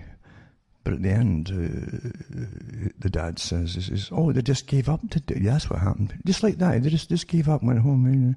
Yeah, really. And of course, it didn't happen just like that either, did it, when it just supposedly collapsed? And you had to read the speeches given by Gorbachev to the Politburo and to the public that was published when it happened to get an idea of what was going on there. But I remember in the newspapers afterwards, apart from the scandals of the richest folk on the planet run Russia, they plundered it pretty well over a long period of time, 70-odd years. But the occult story, the stories of the occult came out, and the trends, and they said, we're fascinated. We've always thought that the Soviet Union was scientific and purely, earthly, basically, secular. And we're surprised to find that even amongst the officer class, but right up to the Politburo level, or up the top of the general levels, they and their families were often into occultic stuff. It wasn't just reading fortunes; that was part of it, but literally into, and it was Kabbalah they were into. It was quite fascinating. It was printed in different newspapers, and it became a topic, one of these fleeting conversation type of things that folk get dished out once in a while, and then they all forget it. But so even there, they had their, if you want to call it, what the communists would have said, but the rest of the world, their superstitions, if you touched on any kind of religion. They were doing themselves, and I'm not really surprised. Yeah, they had their same. Don't forget that Trotsky was a great admirer, and he became a Freemason. And he was writing, in his own memoirs, he was writing a tome of a compilation about Masonry. He admired it so much for its ability to cut across laws and regulations, and that's part of it that Masons are taught. Whatever you need, we can cut red tape and get things done, etc. And when he was getting escorted out of Russia at that point, when he eventually ended up in Mexico, I think it was, Because he was going to Russia across the border, and he was just so impressed at the fact that the Russian guards didn't have to stop at any border checkpoints and show IDs or anything. They just gave little signs, and it was recognised by the other guards of the other countries on the way, and it was all Freemasonry. That's what he realised. Very impressive, eh? That's in Trotsky's own book, eh? But getting facts don't really matter, does it? Do they? Anyway, here we go. Here's another little talk here. Well, so quickly, as I say, mentioned it, and we should think of these things. It's awfully important, really. In an unprecedented monetary overhaul, the Fed is preparing to deposit digital dollars directly to each American. There's another article here, too. Then I was also putting up other ones at YouTube in a minute or two. But before us do that, YouTube now adds fact-checked information panels above search results in the top in the UK to stop the spread of misinformation on the video platform. Total censorship across the board, on a much bigger scale than Russia ever could have done it from the Bolshevik era onwards. And now you're seeing the real purpose of it now. You know, you give you 20 years of playing yourselves and getting addicted to it, and then they start bringing all the regular, until they'll train you, because most folk will stay on it, you see. They know that. So UK users will see boxes above the YouTube results when they search certain topics, and the boxes will provide reputable and independently fact-checked information. Really reputable. Google-owned platform has increasingly been targeting bizarre misinformation. Really? Wow, imagine that, eh? Perhaps the Mail Online. It could include subjects that have recently been mired by damaging conspiracy theories such as 5G, vaccinations, or conspiracy, and the current coronavirus pandemic. Panels will, in fact, include fact checks for trusted organisations such as the BBC Reality Check. There you go, BBC. You can trust BBC. Full Fact is another one. Ferret Fact Service. And Fact Check NI, it says here. And the social media and wider internet platforms have been criticised over their approach to combating misinformation. See, even that's not right. This is not misinformation. Often their answers to things are often the misinformation. You're living in an amazing totalitarian tyranny right now. It's just astonishing. Really astonishing.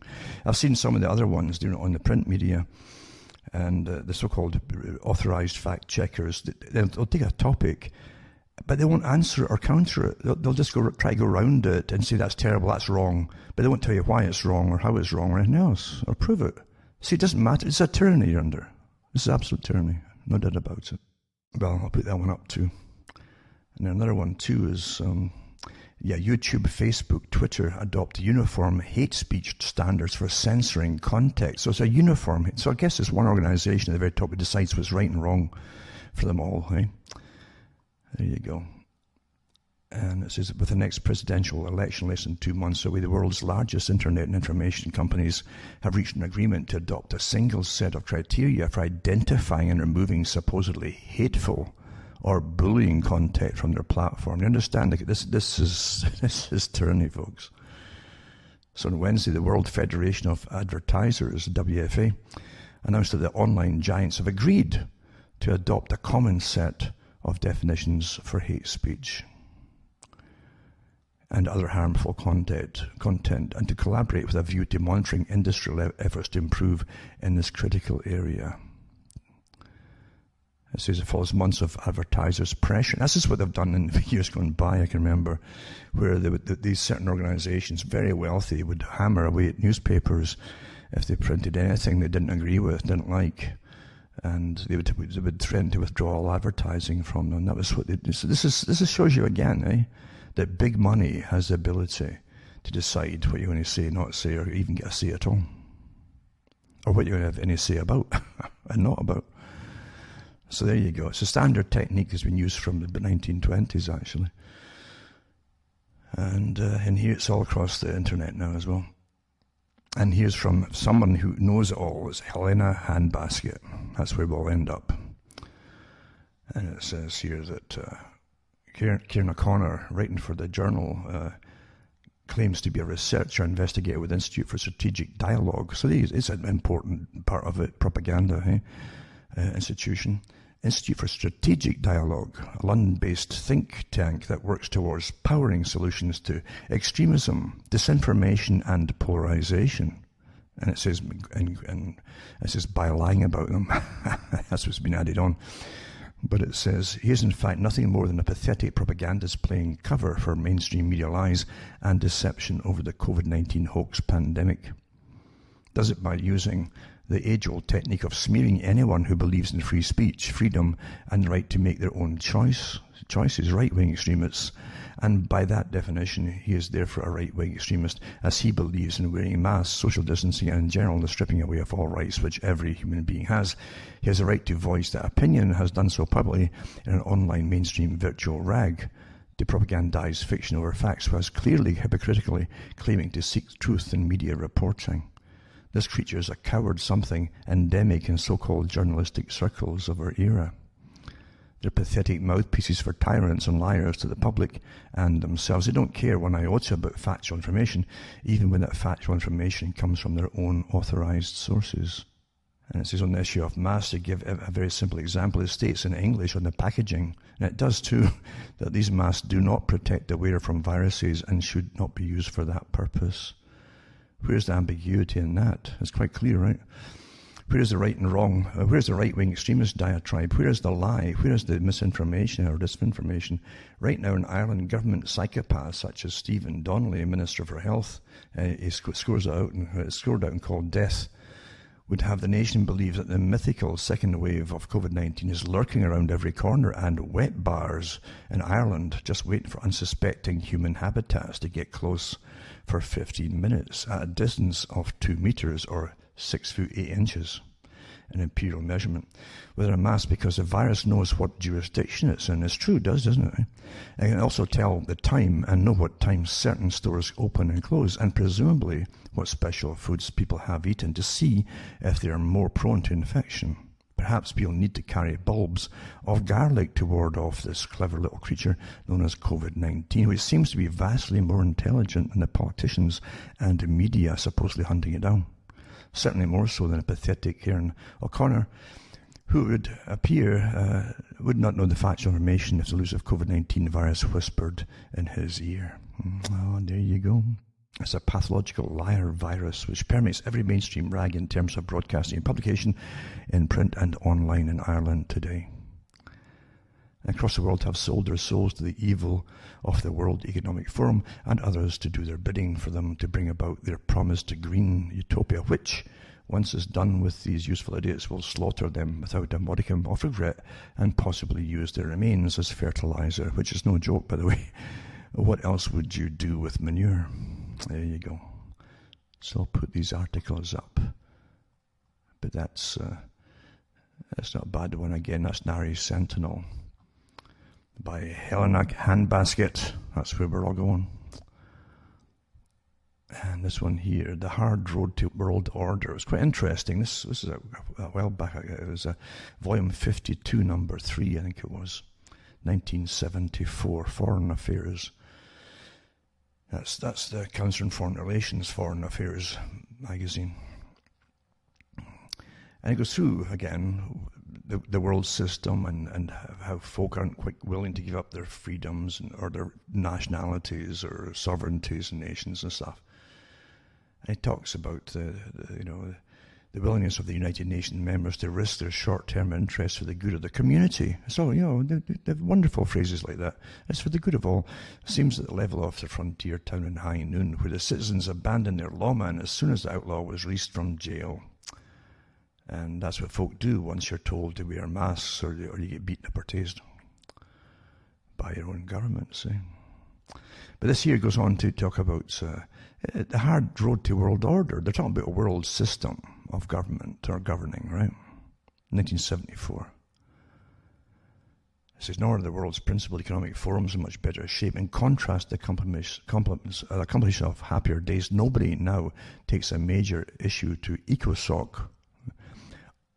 UNCTAD, that's UN again. These are all UN associations, eh? GATT, General Agreement in Trade and Tariffs, or Tariff and Trade, International Monetary Fund, IMF, or OECD, as Overseas Economic Cooperation Development Coalition for Developments. That's your tax money to throw at third world countries, but it's really to fund factories there from the well-known corporations and set them up. With much hope for a constructive result, even the European community threatens to unravel under current economic and political pressures, it says. So it says, in this unhappy state of affairs, few people retain much confidence in the more ambitious strategies of world order that had wide backing a generation ago, such as world federalism, charter review, and the world peace through world law. The consensus on basic values and willingness to entrust vital interests to community judgment clearly do not exist. For those who don't understand it, the Federalist Society is still on the go, and Hillary Clinton's a member of it. So was it Dan Brokaw? And some of the big ones are all members of it. For World Federalists, that's the elimination of national sovereignty, for those who don't quite know it. This is from the Council on Foreign Relations I'm reading here, right? And it's the hard road to world order, and it goes on and on about all the problems. But this is the article. If you read it, it'll tell you that one of the biggest problems that they had to world order, or giving up nationality, especially for the US, was this constitution. And so they talk about having to, the best way is to rather than hit it head on, they talk about going around it and over it, and just, in other words, ignoring it and passing laws to replace it all by just simply ignoring the Constitution, the Bill of Rights. But it does go into the instructive to ponder the institutional implications of the negotiation to which nations were already committed before the energy crisis preempted international attention to the fall of 1973.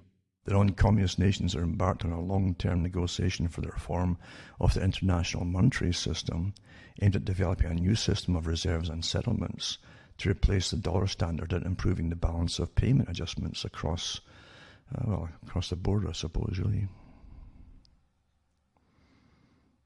And it says the accomplishment of these objectives would almost surely require a revitalization of the International Monetary Fund, which would have unprecedented powers to create new international reserves and to influence national decisions on exchange rates.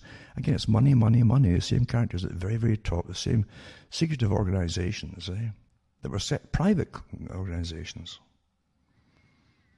running all countries, including the communist countries too, by the way. They've got their loans from the World Bank as well, and IMF were the guys who came in with the stipulations and collected the payments. So I'll put this article up there. It's quite interesting up for them, but who's interested in reading it? Most folk are not. I might or I might not put it up if I can find a link for it, but I've got the actual articles here. And they'd also go into the World Food Conference, for those who think it's all happening just now, the crisis, etc. Last week I mentioned the organization that was doing stress tests on the world's food supply, interestingly, and the Cargill Corporation was one of them. There's 5 big food agencies across the world, 5 major ones. And the people they put in charge of it are awfully well known. But also the Law of the Sea, 1974 and beyond, which may be several years of very difficult negotiation.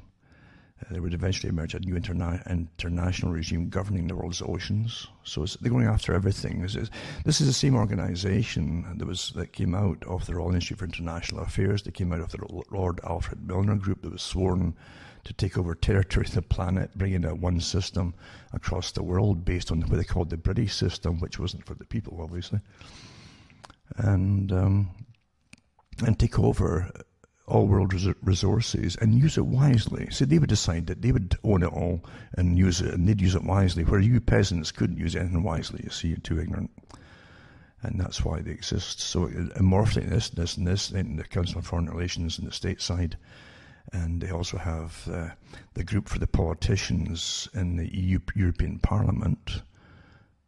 Most of the European parliamentarians are members of it too, and that's the European Institute for International Affairs, which is just a subsidiary of the Royal Institute for International Affairs, etc., etc., all the way to the Far Eastern group as well. It says that some point in the years ahead, the world will move to beyond US-Soviet agreement on strategic weapons and NATO Warsaw Pact agreement on some measures of force reduction to a truly multilateral set of negotiations comparable to the Non-Proliferation Treaty designed to limit conventional weapons. It seems inevitable the United Nations and perhaps regional bodies will be given new responsibilities for the administration of these arms control and disarmament measures, including means of verification and enforcement, and so on and so on and so on. An international court of justice, etc. Yeah. All the stuff that they're still bringing in today. This is in the early days of the Second World War. Roosevelt and Churchill proclaimed the Atlantic Charter with the post-war objective of access on equal terms to the trade and to the raw materials of the world.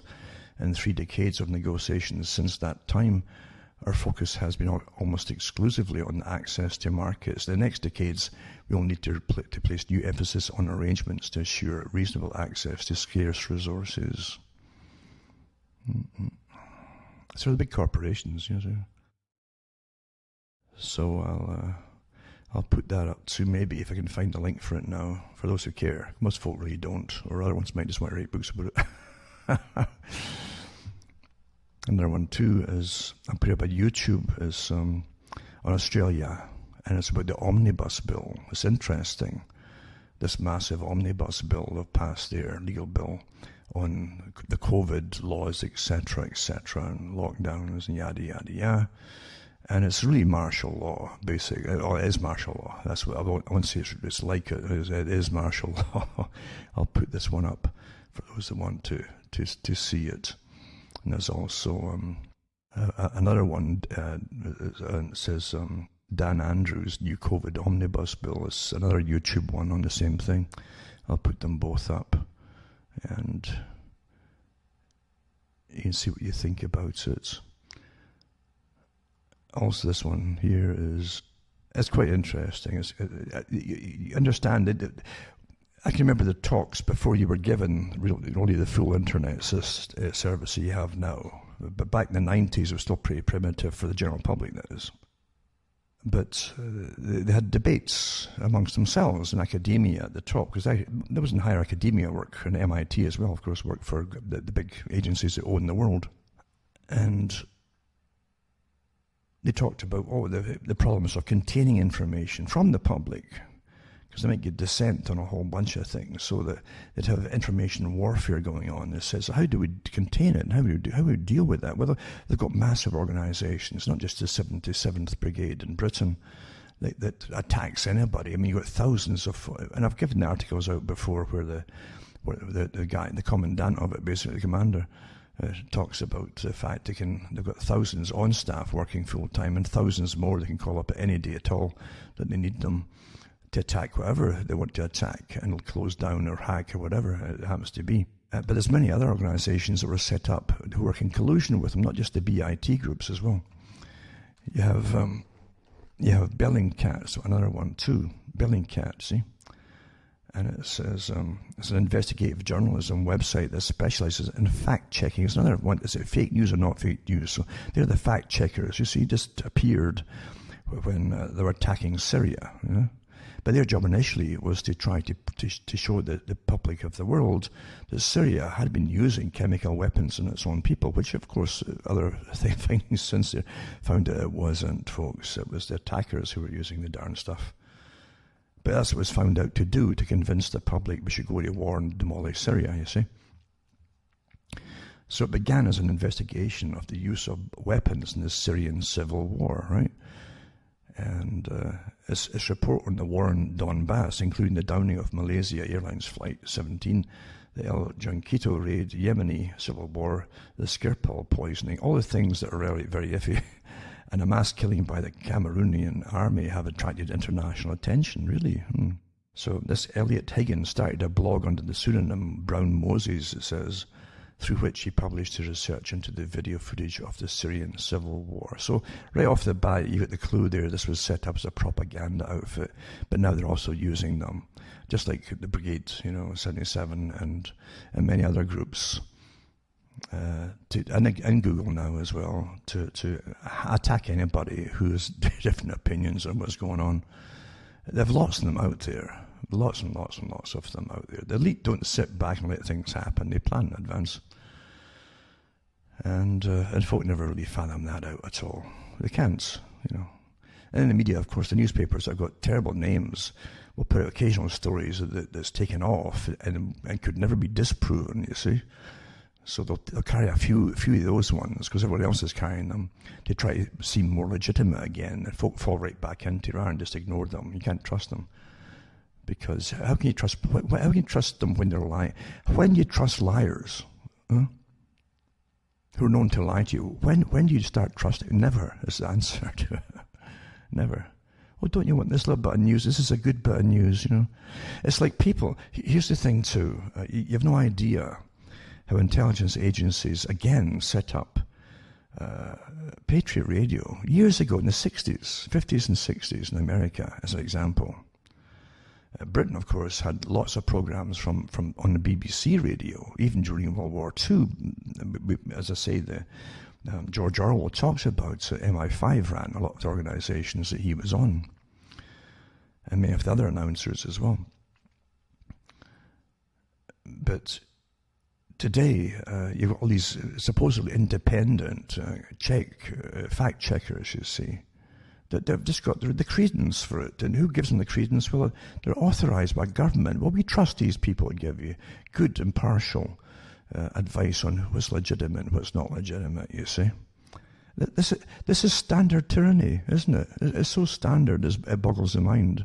And it's put across in the same way as, well, these are reputable people. You know, we say so. And folk believe it. But you're living through incredible censored, tyrannical times right now. And it tells you, too, it's so huge. This isn't just for COVID, folks. This is for your whole life long now on the internet and everything else as you get monitored and tracked and traced and completely, utterly dissected and analysed. Most folk don't even know that they're being analysed. They take it all for granted, unfortunately. But yeah, when do you trust a born liar?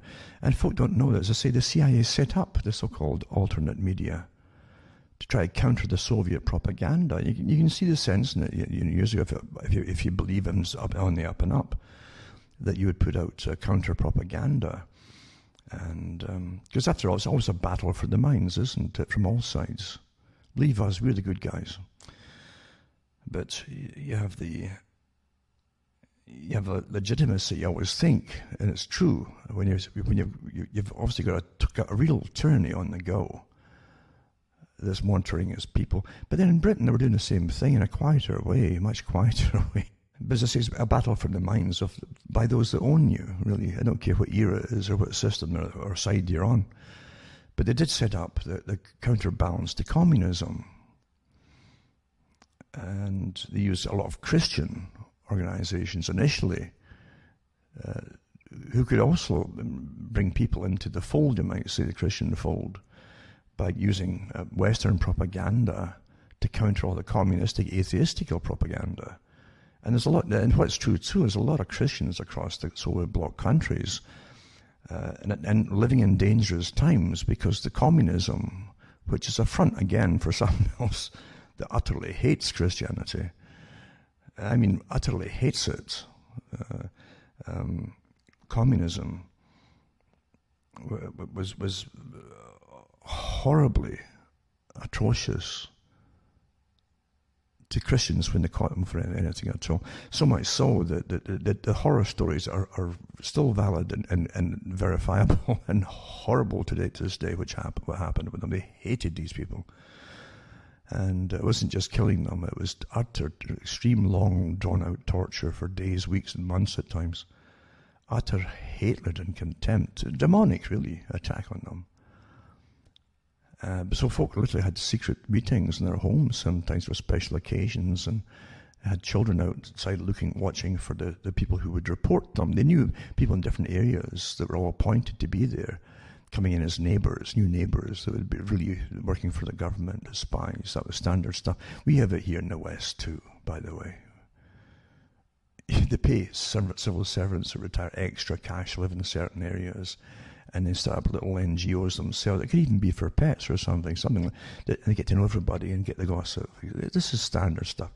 Again, You find that Jacques Ellul, the philosopher, the French philosopher, is dead now, but he talked about that in his books on propaganda and surveillance as well. And in surveillance, he said that everybody had Cardex systems. That was the card system, and these big rotating cards on a wheel type thing that they used to have. And he says they were all your data. This is from 1950s on in the European countries. And he gave France as an example. Britain had them too. On every single citizen, whether or not he'd been in trouble, made no difference. They had gossip as well as all the data on you, or details, actual gossip added in, which meant they had people throughout society collecting the gossip, folks. And you think you're free, eh? That's why you fight harder. You think you're free. In the Soviet system, they couldn't even hide that so much. It was just so overt, you see. So here's an article too to do with the Bay Area, California. It says employees will be required to work from home 3 days a week after the pandemic to reduce greenhouse gas emissions. There you go. See, what did they say? The World Economic Forum and the Club of Rome, no one will be allowed to open up and go back to normal. They'll have to fulfill criteria for sustainability, etc. You see? And we can fulfill all our climate control agendas through the COVID. Well, here you go. Here you go. See, no one would have voluntarily closed for any reason, but you're mandated by law for COVID. But so now you can't open up. It's good. These guys had it all worked out, didn't they? And so the new proposal would require Californians to work remotely 3 days a week.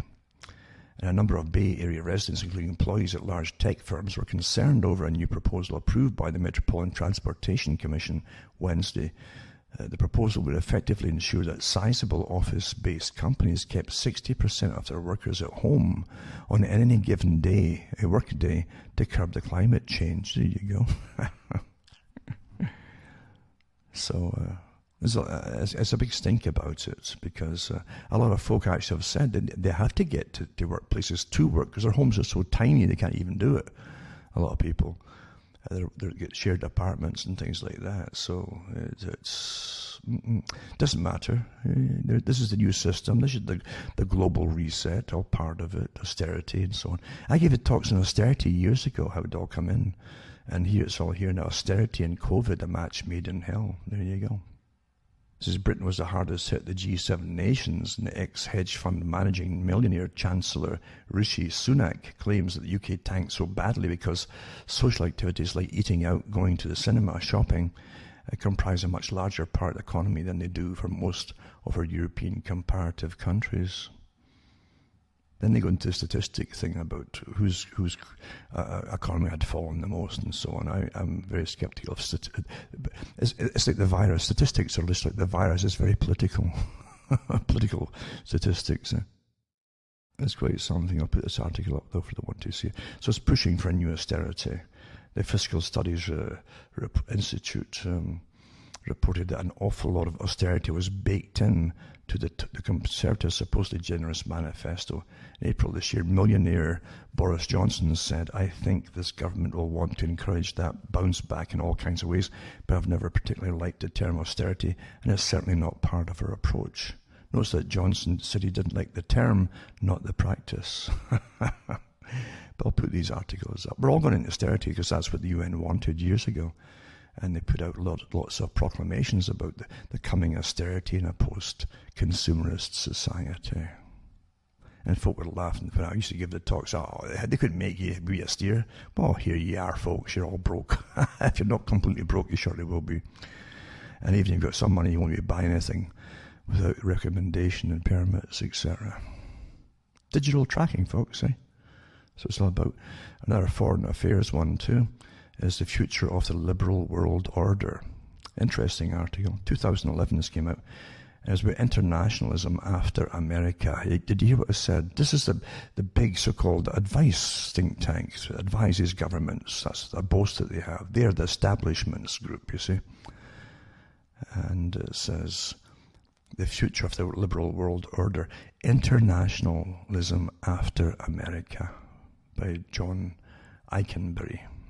May, June 2011, and it goes on to say, And I love how they pad their stuff. These characters love to impress you with the vocabulary so much. They'll pad it so much, just maybe they get paid by the word, I don't know, the line, I don't know. But says there's no longer any question that wealth and power are moving from the north and the west to the east and the south, and the old order dominated by the United States and Europe is giving way to one increasingly shared with non-Western rising states. But if the great wheel of power is turning, what kind of global political order will emerge in the aftermath? Now, I'll just add to it, this character darn well knows that the West and the North funded all the other countries through the GATT treaties and the free trade treaties. We funded them to come up. We gave all our factories. We paid for the factories to be shipped offshore from our country, to uprooted, lock, stock, and barrel. We paid for it all for me move, and the corporations to China and the Far East. Come on here. He won't mention that in this one, will he? Like it just happened by itself. No, it didn't. So now you don't have the work. You haven't had the work since then.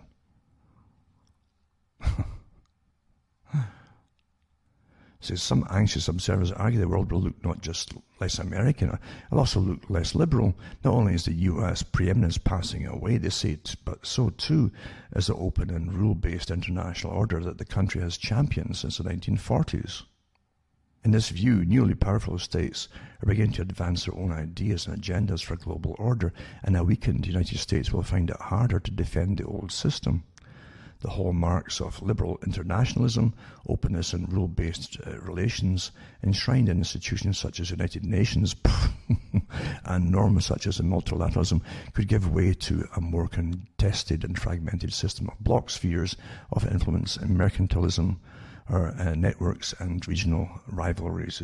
So there you are. This is all by the big think tanks that plan things. The same guys that draft up, by the way, the free trade agreements to give all your factories abroad, and for you to fund those same factories and corporations for 15 years minimum, every year, to make up for any losses incurred because of the move to the Far East. That can be renewed again at the end of the 15 years. Isn't that wonderful for the big rich boys, and gals? So here you are.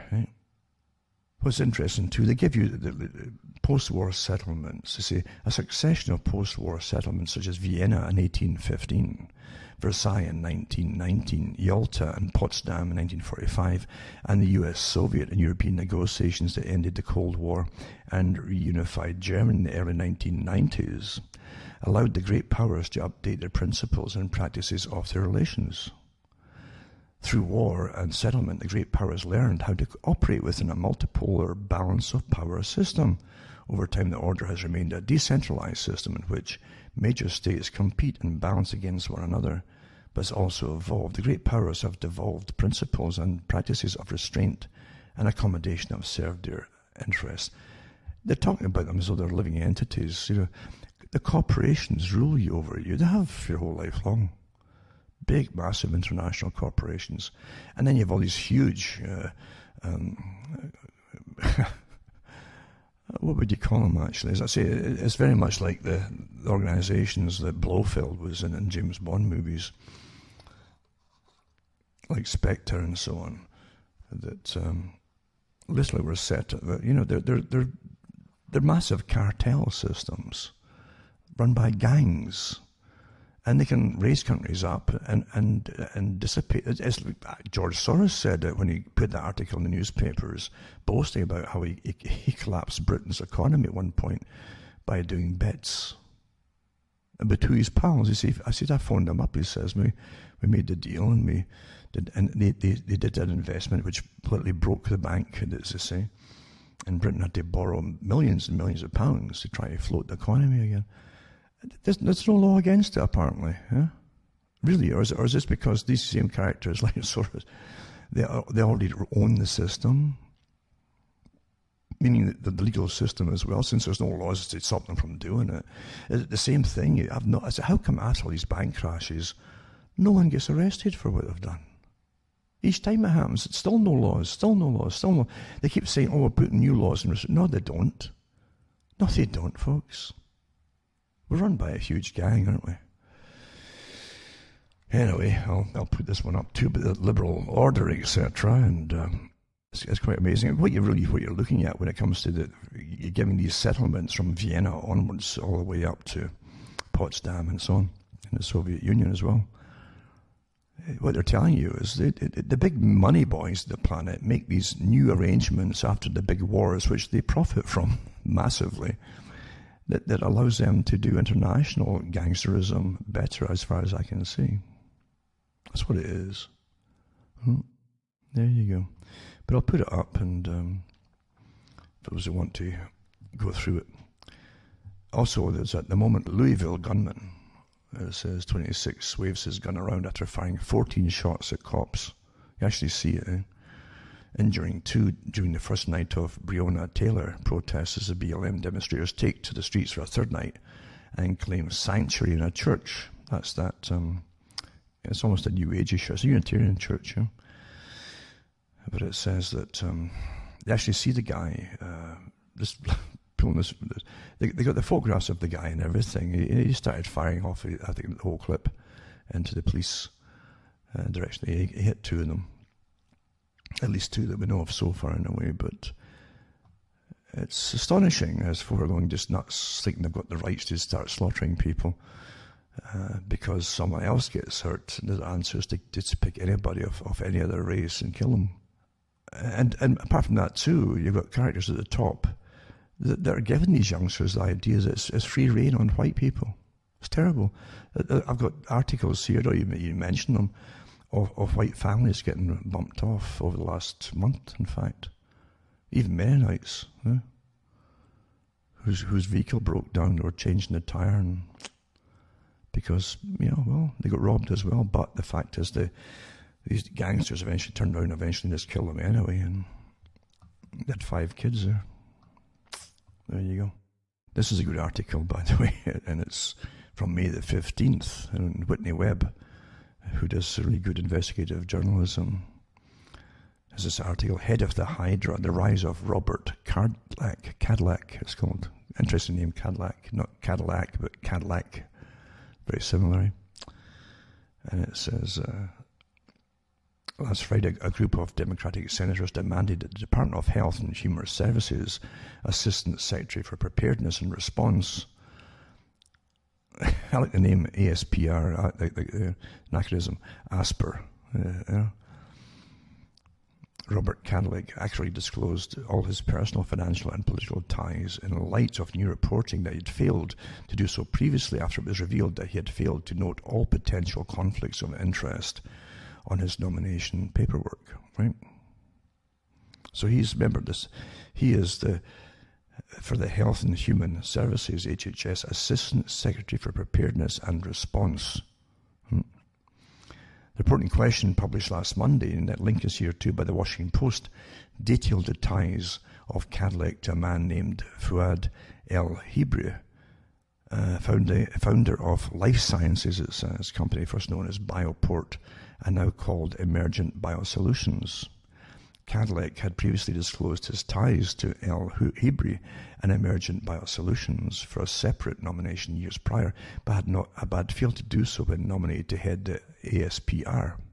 Though the Post does note Cadillac's recent failure to disclose these connections, the article largely sanitizes Cadillac's earlier yet crucial history and even obfuscates the full extent of his ties to the Bioport founder.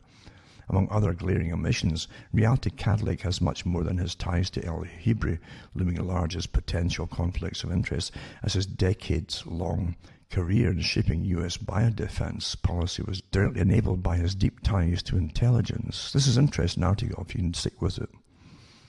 Deep ties to intelligence, big pharma, the Pentagon, and a host of corrupt yet powerful characters, right?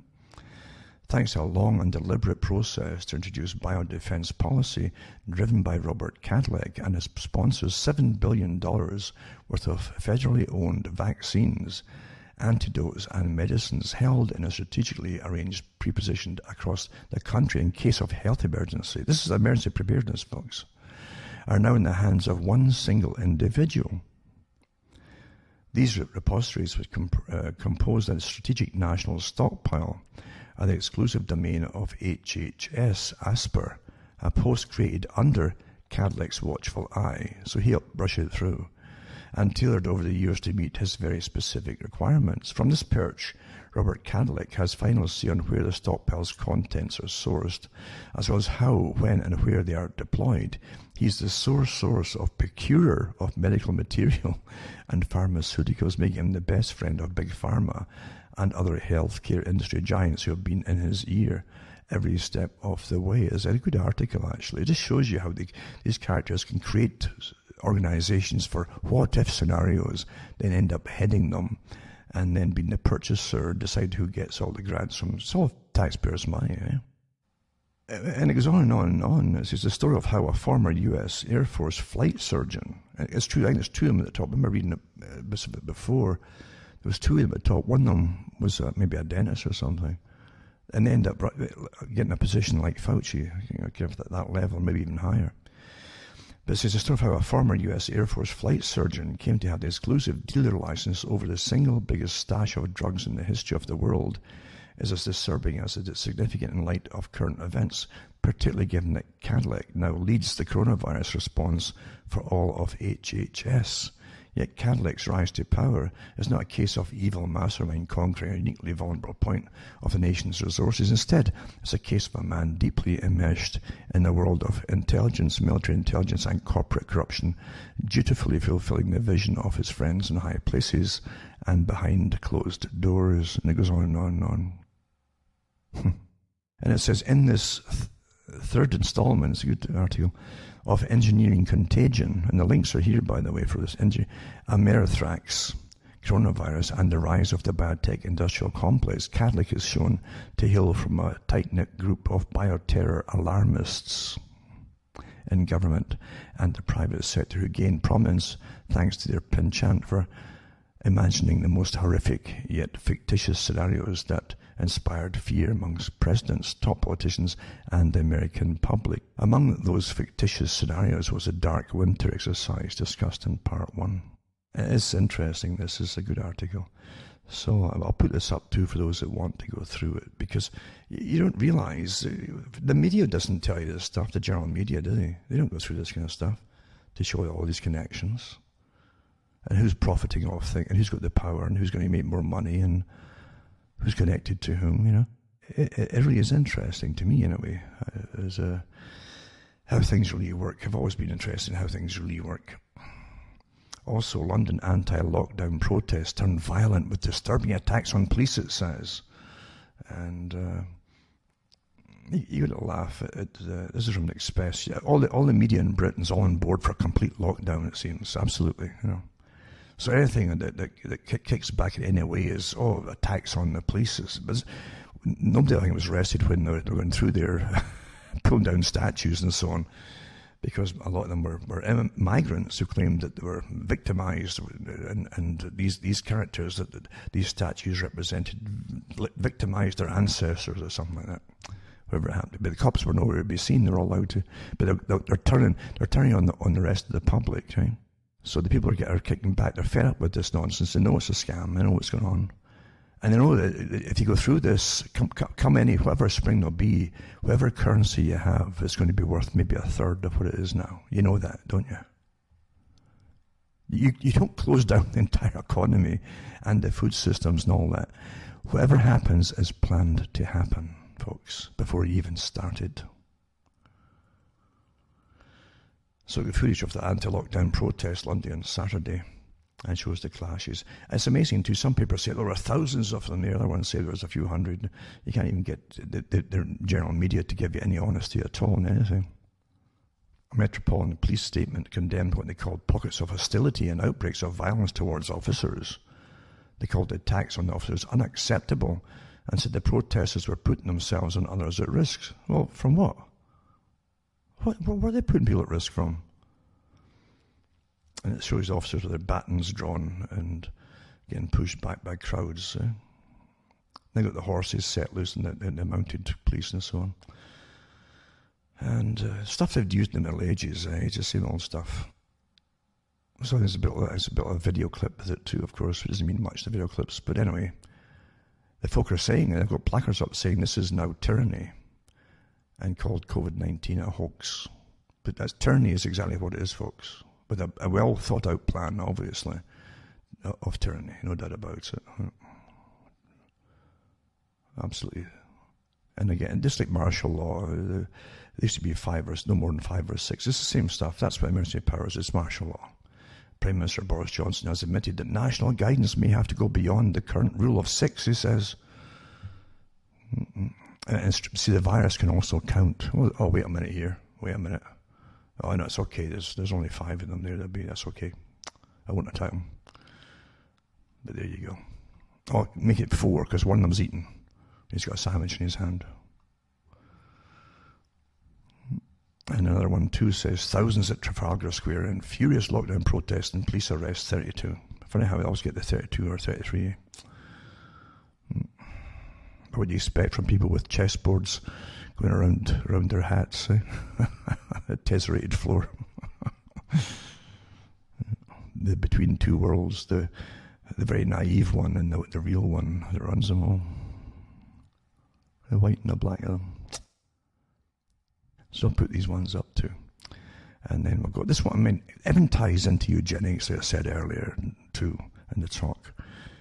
It's all, the whole idea of climate change was to fit the bill to get the public to start cutting back on consumer consumption, energy use, because energy use, folk get healthier with more energy and cleaner energy and better energy and heat in the winter and stuff like that, basic stuff. And then they breed and have children, and they can't have children. You see, that's austerity. It has to be brought in instead by having less children and ways to use climate change as an excuse not to even feed you properly, and so get you off meat and protein and start giving you basically the big corporations, the 5 agribusinesses, they're genetically modified vegetables and everything, saturated with all their pesticides and herbicides and all the rest of it. That's okay though. They tell you that's wonderful, and I'm sure all the true news groups that they have there that go over all the different articles will agree with that won't harm you at all. Experts have said that's not giving you cancers and things. No. There you go. But anyway, this is called the Eugenic Problem. It says Modern History Project. Stuff I've read before years ago, but this article here was about the eugenic problem, it's called. And it says, in a recent edition of his journal called Global Future, the Canadian Stephen Lewis, the United Nations Special Envoy for HIV/AIDS and former Deputy Director of UNICEF, asked the following question regarding the AIDS epidemic in Africa. He asked the question. He's a lifelong politician. He used to be with the NDP, They're called the National Democratic Party. There was a few degrees left of centre, or left, I should say, of Trotsky, and maybe a few more left of Lenin even. But they have a great income, a good career in it too. And he says, we've lost hundreds of thousands of children, probably millions of children during the last decade. This is in 2006. And it says, how can it possibly be explained or justified? And that's from the Global Future magazine, volume 1, 2006, The Ugly Truth of the AIDS Pandemic. And this article goes on to say, come now, Mr. Lewis, it's hard to believe that a high-level UN official would even have to ask such a question. First, this could be explained as a product of a covert but successful population reduction program, a program which uses do-gooder organizations like UNICEF for political cover. The proponents of Darwinian eugenics programs like the British Eugenics Society and the Club of Rome have openly discussed such things for decades. For instance, here's a quote from Prince Philip. Now, I mentioned before, Prince Philip is quite open because he's arrogant, a good arrogant psychopath, and often he's rather sozzled. He likes to be fueled a good part of the day. And founder of the World Wildlife Fund, WWF, flagship of the modern environmental movement. Remember the Sierra Club too, I think it was up there with all these organizations. There's too many people, save the animals, kill the people. That's really what their con is here. Human population growth is probably the most serious long-term threat to survival. This is from Prince Philip, right? We're in for a major disaster if it isn't curbed. We have no option. If it isn't controlled voluntarily, it will be controlled involuntarily by an increase in disease, starvation, and war. And that was from an interview that Philip gave called Vanishing Breeds Worry Prince Philip, but not as much as overpopulation. That was from People magazine, December 21st, 1981. Second, this could be justified by the twisted logic of elitist eco-socialism, which says that such a culling of the herd is necessary and desirable, especially amongst inferior races. Again from Prince Philip, he says, the object of the World Wildlife Fund is to conserve this system as a whole, not to prevent the killing of individual animals. Those who are concerned about the conservation of nature accept that most species produce a surplus that is capable of being culled without in any way threatening the survival of the species as a whole. And this is again, that was from Prince Philip, founder of the WWF, and the Chancellor's Lecture, Salford University, June the 4th, 1982. That's where he said that. And then going back to Mr. Lewis, it says, in the 30th Annual Conference of the Global Health Council, Mr. Lewis said that Africa seems to be under some kind of otherworldly curse. We know that Africans in particular are more susceptible to AIDS than other races, almost as if someone had planned it that way. And he says, what is so intolerable about the continued funding crisis is not just a staggering loss of life so much as it completely unnecessary, but what it says about us, the donor nations, and our lamentable, incomprehensible behavior. We know what we are doing, but we do it anyway. From a speech at the Global Health Council Conference, May 28th, 2003. Just so, it says here. However, it isn't the funding or climate change or some other bugaboo that is the real source of the problem. The alleged perpetrators of the genocide have resources, the ideology, and the track record of using disease, starvation, and war to further their goals. This would explain why the AIDS epidemic has not been stopped after 25 years, despite untold billions of dollars spent on both medical research and the futile humanitarian efforts of the United Nations. Consider the words of humanist Sir Julian Huxley. Remember the founder, one of the founders of the UNESCO and Planned Parenthood. So Julian Huxley is the vice president of the British Eugenics Society as well. Did you know that? He was also vice president of the British Eugenics Society, founding director of UNESCO and co-founder of WWF. There you go, see? The lowest strata, allegedly less well endowed genetically, must not have too easy access to relief or hospital treatment, lest the removal of the last check on natural selection should make it too easy for children to be produced or to survive. For the hard thinking, or repeating it, from Sir Julian Huxley, the lowest strata, allegedly less well endowed genetically, must not have too easy access to relief or hospital treatment, lest the removal of the last check on natural selection should make it too easy for children to be produced or to survive. And Julian Huxley gave that at the Galton Lecture at the Eugenics Society, 1936. And it says, thus, even though it is quite true that any radical eugenics policy of controlled human breeding will be for many years politically and psychologically impossible. I remember reading this from his actual book at the time, in his speeches that he gave at UNESCO years ago, but not this particular article, but it's got selections from it too. And it says,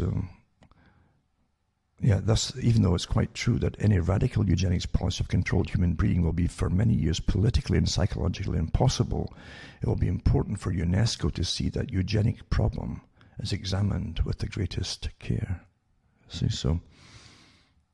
See, natural selection is also meaning the inferior types should die off. It's not just elite mating with an elite, and so it is. This they talk about natural selection. They're talking about all classes, all groups, right down to the bottom, the poorest. And so there you go. So it says, I'm sorry to say that Mr. Lewis, or to Mr. Lewis, or say Mr. Lewis, but it looks as though you've been sent on a fool's errand, it says, when he's still asking questions as to why it's happening across Africa, all these different things and so on. It says, a little research reveals that the International AIDS Vaccine Initiative, The IAVI, of which Stephen Lewis is a director, was launched by none other than the Rockefeller Foundation. Wow, I'm surprised. And heavily funded by the Bill and Melinda Gates Foundation, which has provided over $150 million so far. Both Stephen Lewis and Seth Berkley, the president of IAVI, are on the faculty of Columbia University in Manhattan, which is closely associated with nearby Rockefeller University. Joint programs include the Center on Sustainable Development at Columbia's Earth Institute, headed by Jeffrey Sachs, who's also director of the recent Millennium Project on Sustainable Development for the United Nations Development Program. You're starting to get the picture, folks. I mean, you can keep falling over logs in your way along the path here until you figure, why are all these logs here? What does it mean here? Well, you can go on and on. This is only partly through the article here. I could go on with it, but I have no time to do it all. I've done it all before anyway. With my own articles, actually, years ago. Scottish National Party. They just call it the Socialist National Party from Scotland. SNPS, that's what you should call it. But the SNP caves in. Nicola Sturgeon humiliated his party forced to roll back on controversial bill. This is how they give you the lie, you see. And it says she was forced into an embarrassing U-turn over the controversial hate crime and public order bill. No, they haven't dropped it, you see. They just amended it a little bit. You see, because they knew they'd never get the whole thing passed initially. So they gave a little, okay, we'll listen to you, we'll amend it a little bit. And it says legislation was introduced in order to provide further protections against any hate crime relating to religion, sexual orientation, or transgender identity. Initially, the bill would mean words or behaviour considered to be abusive or likely to stir up hatred would be considered an offence. The bill received a huge backlash, however. The critics argue it would stifle free speech. Well, of course, that's the whole point of it. And it tends to get worse and worse and worse. Suppose an organisation comes along, they're always on about Nazis, right? Although Nazism is long gone. That was socialism, National Socialism. But supposing a sci-fi movie scenario and someone came along and you had this massive army disappeared, right? And they passed a bill saying you can't talk about them. You're done for. You can't talk about them, you're finished. Don't let these laws pass. You cannot let these pass. I don't care what excuse they give for them. It's a lie and a con. Absolute con for a different purpose, because you'll eventually find out you've been overwhelmed with some other organisation that's ruling your whole nation and your lives, folks. That's what it's for. That's exactly what it's for. It's also a communist tactic too. It's been used over and over again as well, hate speech, until you can't, if you're stifled, if you can't see what the problem is, you're done for. Not someone's opinion if you're telling the truth on the topic. No, if you can't mention the problem, you're done for, folks. Whatever the problem is. Of course it's that way. And of course, I mentioned earlier about these no-knock raids, or whatever they call them in America, where they go in the middle of the night, just like they did, just like the Soviets did, and the KGB, and the squads, and had two Nastasi squads in East Germany, middle of the night. It's always the middle of the night or early morning. 3 o'clock in the morning is something, I don't know why they like it, but that's what they like. And I'm sure there's reasons for it. You're more confused or whatever at that particular time, generally. Because his anger over lack of charges in Breonna Taylor's death leads to widespread riots. But again, you've got the groups jumping on the riots regardless, and creating the riots, actually. Riots are different than protests, but riots, burning places down is not protest. No. But again, I'm not going to go into the rights and wrongs of what the terminology. The fact is, you definitely have subversive groups, well funded, to jump in all this for a different reason. And they're actually saying that. It says now, I think maybe in this article or other articles too, it says that this is a revolution. See, it's a revolution. And they'll use any spark or spike, as they call it, and jump on it to get the revolution on. What do they think they're going to bring in, the people at the bottom? Huh? Widespread starvation. They really think they're going to get a job as well, a new type of Gestapo sort of thing over their general public. Is that what they think they're going to get? So they can do what they want and somehow they'll get rewarded for it. Is that what they really think? Well, their followers don't know that the leaders know the big picture, what it's really all about. And you're going to wish forever it never happened very shortly. Guarantee you. When you have nowhere to live, when you get your water shut off because, it's economy, it's for austerity, and you're hard to get any food supplies coming in. You wait and see. But you've definitely got a revolution on the go, and at least in their signs and so on, they're saying it in their chants that it's a revolution. It's a communist revolution. They think it's communism. Even they're so ignorant they don't even know what happened in the Soviet Union or the Soviet bloc countries. And back to Scotland, Jason Leach tells Scots students they can't move back in with mum and dad under current lockdown rules. So there you go. There's your freedom in the West. There's nothing left to save. You can't stand up and fight for countries where your leaders are doing this kind of thing to you. You understand that? So it says, the students who have already moved into university accommodation cannot return to live with their parents under current lockdown rules. So Scotland's clinical director has confirmed. Undergraduate living with flats or halls of residence now formed a single household. That's how they're labelling you. Communal living, folks. Get used to it. It might be permanent. Communitarianism, eh? That's what they used to call it for a while back. They try to call it, but it's not communism, it's communitarianism. Here it all is. So you're no matter if you're about 5 or 6 to an apartment or a room, you'll be classified as a separate household. There you go. All fears are being raised by the rapid spread amongst young people spilling over. Also claimed that the spread shows mistakes from care homes and cruise ships in the early days of the pandemic are being repeated. No, they're not. No. They're not getting ill of the tests. Not getting ill if they're testing positive. The facts have got nothing to do with agendas, eh? Now, these hate laws, which can be expanded, which they're already being expanded in countries that had them longer, to include whatever is the latest thing to be added to it. There's lots and lots of things they add all the time to it. And that's what they're really for, is to retrain you into a whole new way of living and thinking and not thinking. And a conditioned response is basically very Pavlovian. And here's an article. New poll, 62% say the political climate prevents them from sharing political views. And 50% of strong liberals support firing Trump donors, and 36% of strong conservatives support firing Biden donors. 32% are worried about missing out on job opportunities because of their political opinions. 62% agree the political climate these days prevents me from saying things I believe because others might find them offensive. Well, this is the game they play, is with their hard-created armies. For every possible viewpoint, they've got an army created, and they'll immediately stand up and say, I find that's offensive. There you go. You see how it's all done, though? You're not going to... You've got planned chaos here until you're in a box.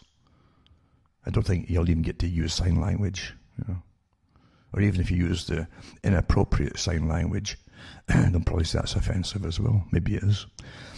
A new Cato Institute YouGov national survey of 2,000 Americans finds that 60% of Americans say the political climate these days prevents them from saying things they believe because others might find them offensive. It's up from 2017 when 58% agreed with the statement.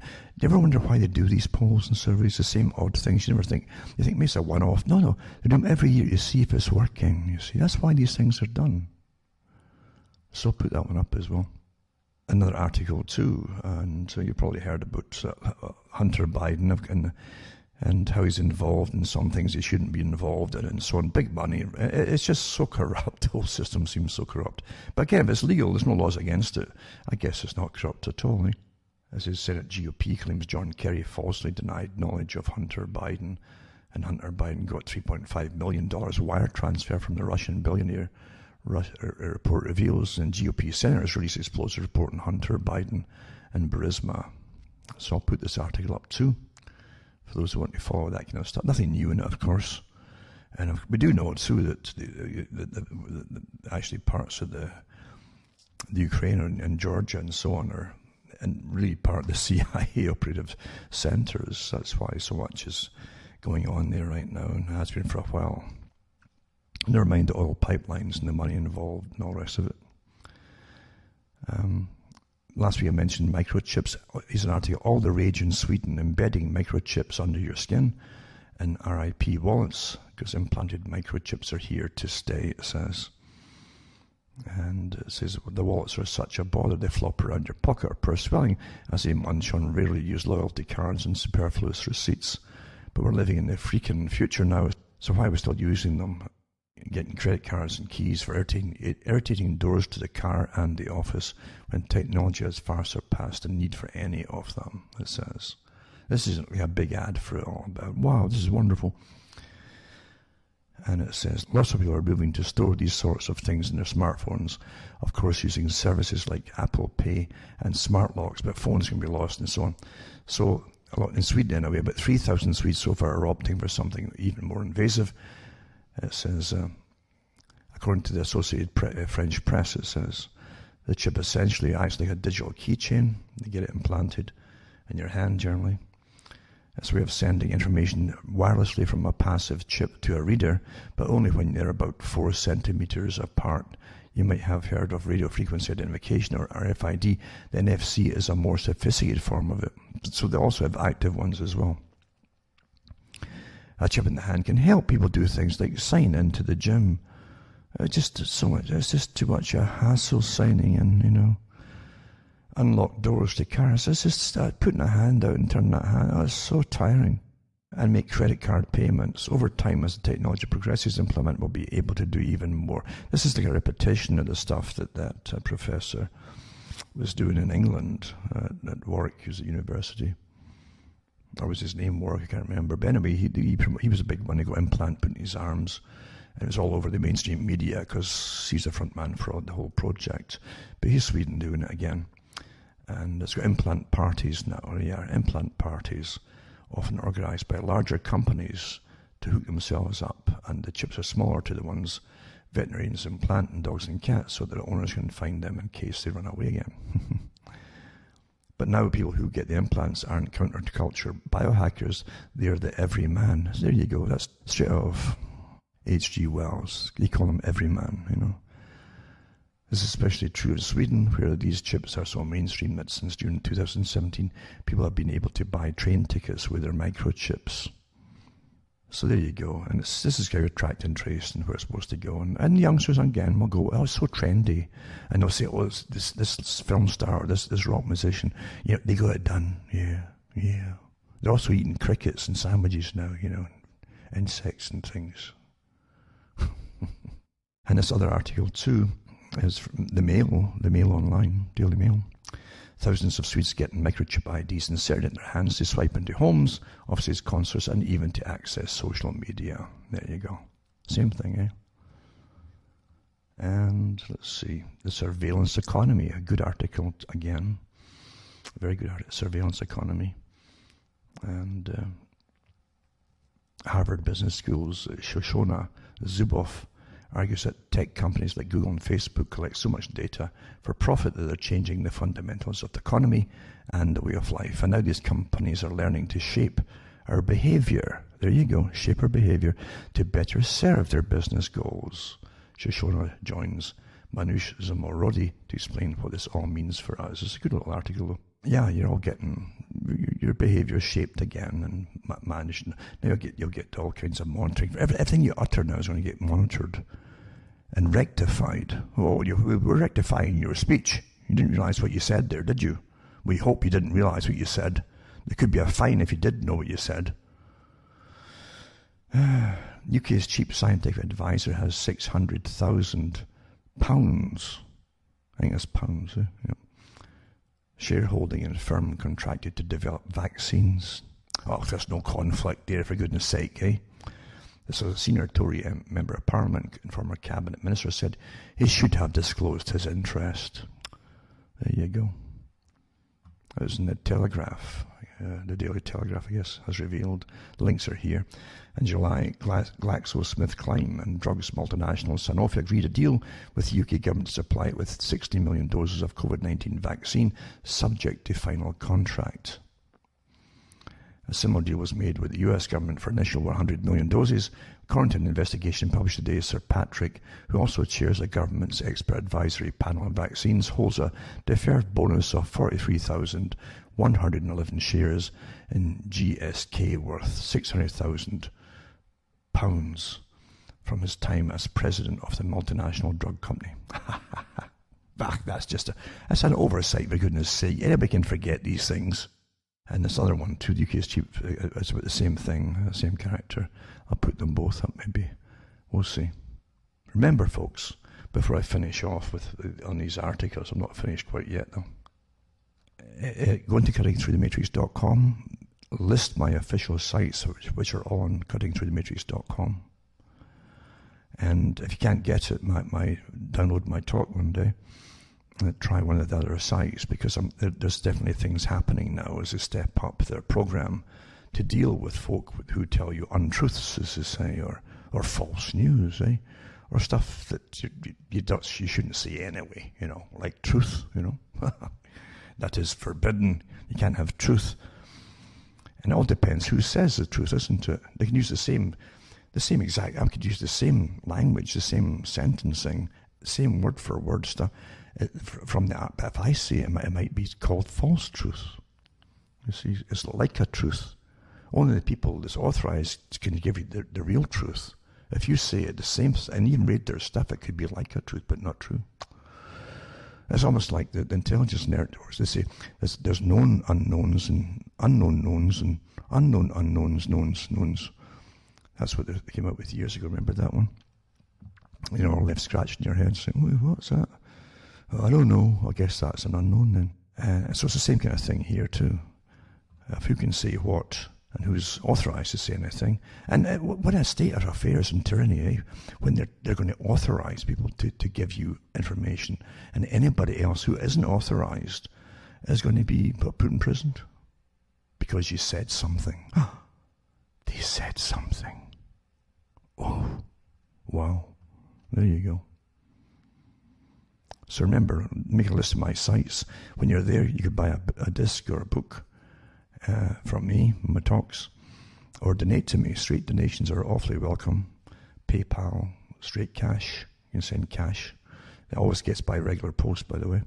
Don't register anything. It always gets here by regular. And MoneyGram is fine too, or personal check, and any other way you can think of. That'll help me tick along. I'd like to remind folk too that I'm on with Neil Foster on Reality Bites Radio on Wednesday the 30th of September, 1 p.m. Eastern Standard Time.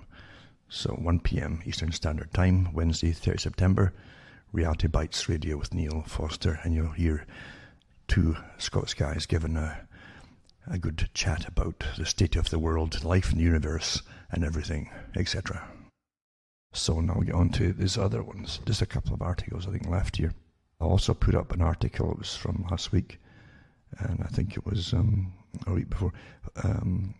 Whitney Webb interview, 2020 election chaos being used to set stage for the final technocratic push. Good article, because we're certainly going through it, right? Aren't we? The whole agenda, technocracy, efficiency, tyranny under the guise of a just society where you can't say anything that's going to offend any group that's set to be offended. I mean, they create groups to be offended. You understand that? One down the road, eventually people will have to complain about the fact they can't buy a pair of socks at a time because of austerity, and so they're only going to get one sock.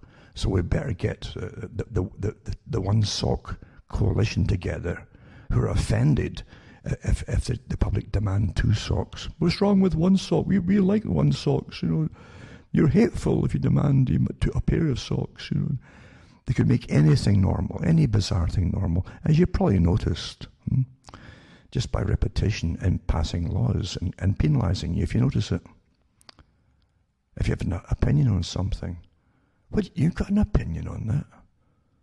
Oh, no, that's not the opinion that's been authorised, I don't know if you ever saw the old Monty Python clip. It was, I wasn't really into Monty Python, but occasionally did a good little sketch and something, a good skit. And one of them was the government department for arguments. And the guy comes in to to get an argument. He says, is this the Department of Arguments? No, it's not. This is the guy behind the desk, you see. Well, it says it on your door, and the guy behind it, are you arguing with me? And before you know it, they're arguing the whole thing. And that's how it goes, Department for Arguments. And that's what you're living in. It's like gaslighting. It's all gaslighting. Your common sense and rationale is under attack. Your sensibilities are under attack. Enormously so. To create a form of mental illness on you. Because when you are not allowed to use your own logic and observations, then you truly have a master above you that's dominating you, and who's tyrannical, no doubt about it, definitely tyrannical. You can't think that, you can't say that, you can't even mistakenly come to a conclusion, the wrong conclusion, you see? This is complete intolerance. This is not democracy, this is not a freedom of any kind. This is conquering. It's to conquer the people by another group who know what they're doing. You know that, don't you? Anyway, from myself, Alan Watt from Ontario, Canada. But I've had lots of rain recently. It's good night. May your God or your gods go with you.